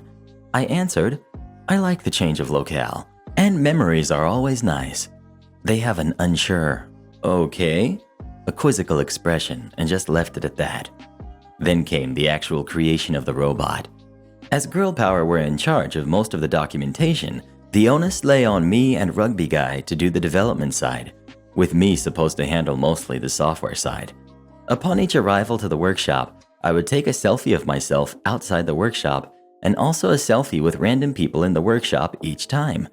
I would ask for their university email to send the selfie to them as quirky memories. I also took pictures of the robot before and after each time I was in the workshop. Rugby Guy showed up once to cut out a base out of wood. So we fell worryingly behind. Girl Power did their best with their limited practical ability to help, but sadly the vast majority of electronics and getting labor work done fell to me. As a result, I ended up having to skip out on numerous lectures and seminars to get the implementation work done. The situation was so dire that I knew that there was no way I was going to catch up on all the learning I missed. I knew I was doomed, so I rejected all of the girls' help so they could at least study and help themselves, and I'll ensure the project got sorted. By the final presentation and competition, my team had somehow managed to win our university's little robot tournament by a very slim margin. Rugby Guy, who actually turned up to the competition and presentation, breathed a sigh of relief, got hugs from Girl Power, and the professor took us to the side to offer his congratulations, and he honestly didn't think we'd make it. We all smiled and laughed, including the Rugby Guy, who had no idea the crap storm that was about to hit him. After all was said and done, each person in the class was given a form to evaluate their teammates anonymously, rating the contribution of each named teammate from 0 to 4 for participation, quantity of contribution, quality of contribution, and general teamwork, with 0 being absolutely nothing. Nil. 0. At the bottom was a box for comments. I, of course, gave the girls solid 4s across the board, as they were an absolute godsend and I love them for it. They took me aside and revealed to me that they were both giving each other and me 4s, and it turned out we all agreed to give Rugby Guy solid 0s for contributions and teamwork. They gave him a 0 for participation. I gave him a 1 because he did technically turn up to 2 meetings. In the comments, I simply wrote, "See evidence," handed in the form to the professor directly, and left before he could get a word in edgewise. Then I got home, booted up my laptop, and opened up Word. I also opened up the web page for our Git repository and Facebook group messaging and my university email. Remember the group used source versioning software to keep on top of the project? Each commit had the name of the committee and their email address, screenshots of every single commit and its message, then the Facebook messages with all group discussions, and also girl power messaging me privately to learn about the way screenshot, every workshop selfie, and selfie with random individuals, insert into document. Robot pictures for each session, insert into document. Group selfies, insert into document. Sound recordings of meetings and meeting minutes, compile all into a zip file, complete with text copy and paste of each email regarding meetings and selfie emails. I then proceed to sit on all of this until I get the email I figured was coming. The professor sent an email to me asking me to meet him in his office to discuss the scores I had given to my colleagues. The day of the meeting, 2 hours before it, I went to the university library to print off my Word document of pictures. While the document was printing, I went onto the Git repository and created a link to join the project. I then opened my email, sent the professor the zip file I had compiled, writing, "Please find attached audio recordings of each meeting, emails I have sent to people I've taken selfies with, and a link allowing you into our Git repository." I treasury tag my document pages together, carefully place it in my backpack, and head to the professor's office. I knock, stating that I'm here for the meeting. I'm asked to come in, and I see girl power looking somewhat grim, and the professor with a look of thorough annoyance. I close the door, and he immediately starts with, "You've sent me worrying scores for your colleague. Do you understand that the scores you give your colleagues will reflect the mark they get for this module?" We all nod. "So you understand that the scores you give to Rugby Guy will reward him next to no marks, so he will fail the module outright and cannot pass the year?" We all nod. "Did you know that Rugby Guy is repeating this year?" We all nod. "Do you know the university's policy regarding retaking the year?" I state that I'm not sure what the policy is he's referring to. He states that essentially, barring extraordinary circumstances like personal issues or major illness, you cannot repeat the same year a third time, i.e., if you fail the second time, you're out. Finished. He then pulls out my form in particular. "It says in your comments, 'See evidence,' but you forgot to give any evidence. Before I ask why exactly you're giving him such poor scores, do you have your evidence with you?" At this point, I was smiling so hard my cheeks were hurting, and the poor man, trying to help his failing student, had a look of consternation on his face. I slid the backpack off my shoulders, opened it up wide, and pulled out hundreds of pages, all bound by tags. I said, "I have sent you an email with a zip file. In it is the sound recording of every meeting, as well as many emails regarding meetings, as well as selfies sent to other people. In it, you will also find a link that will allow you into our Git repository so you can see it for yourself. Before you do so, please take a look at this." I placed the document next to the textbook on his desk. The document is thicker than the textbook. I explained the nature of each set of pictures included in the document, with the professor dead silent throughout the entire explanation.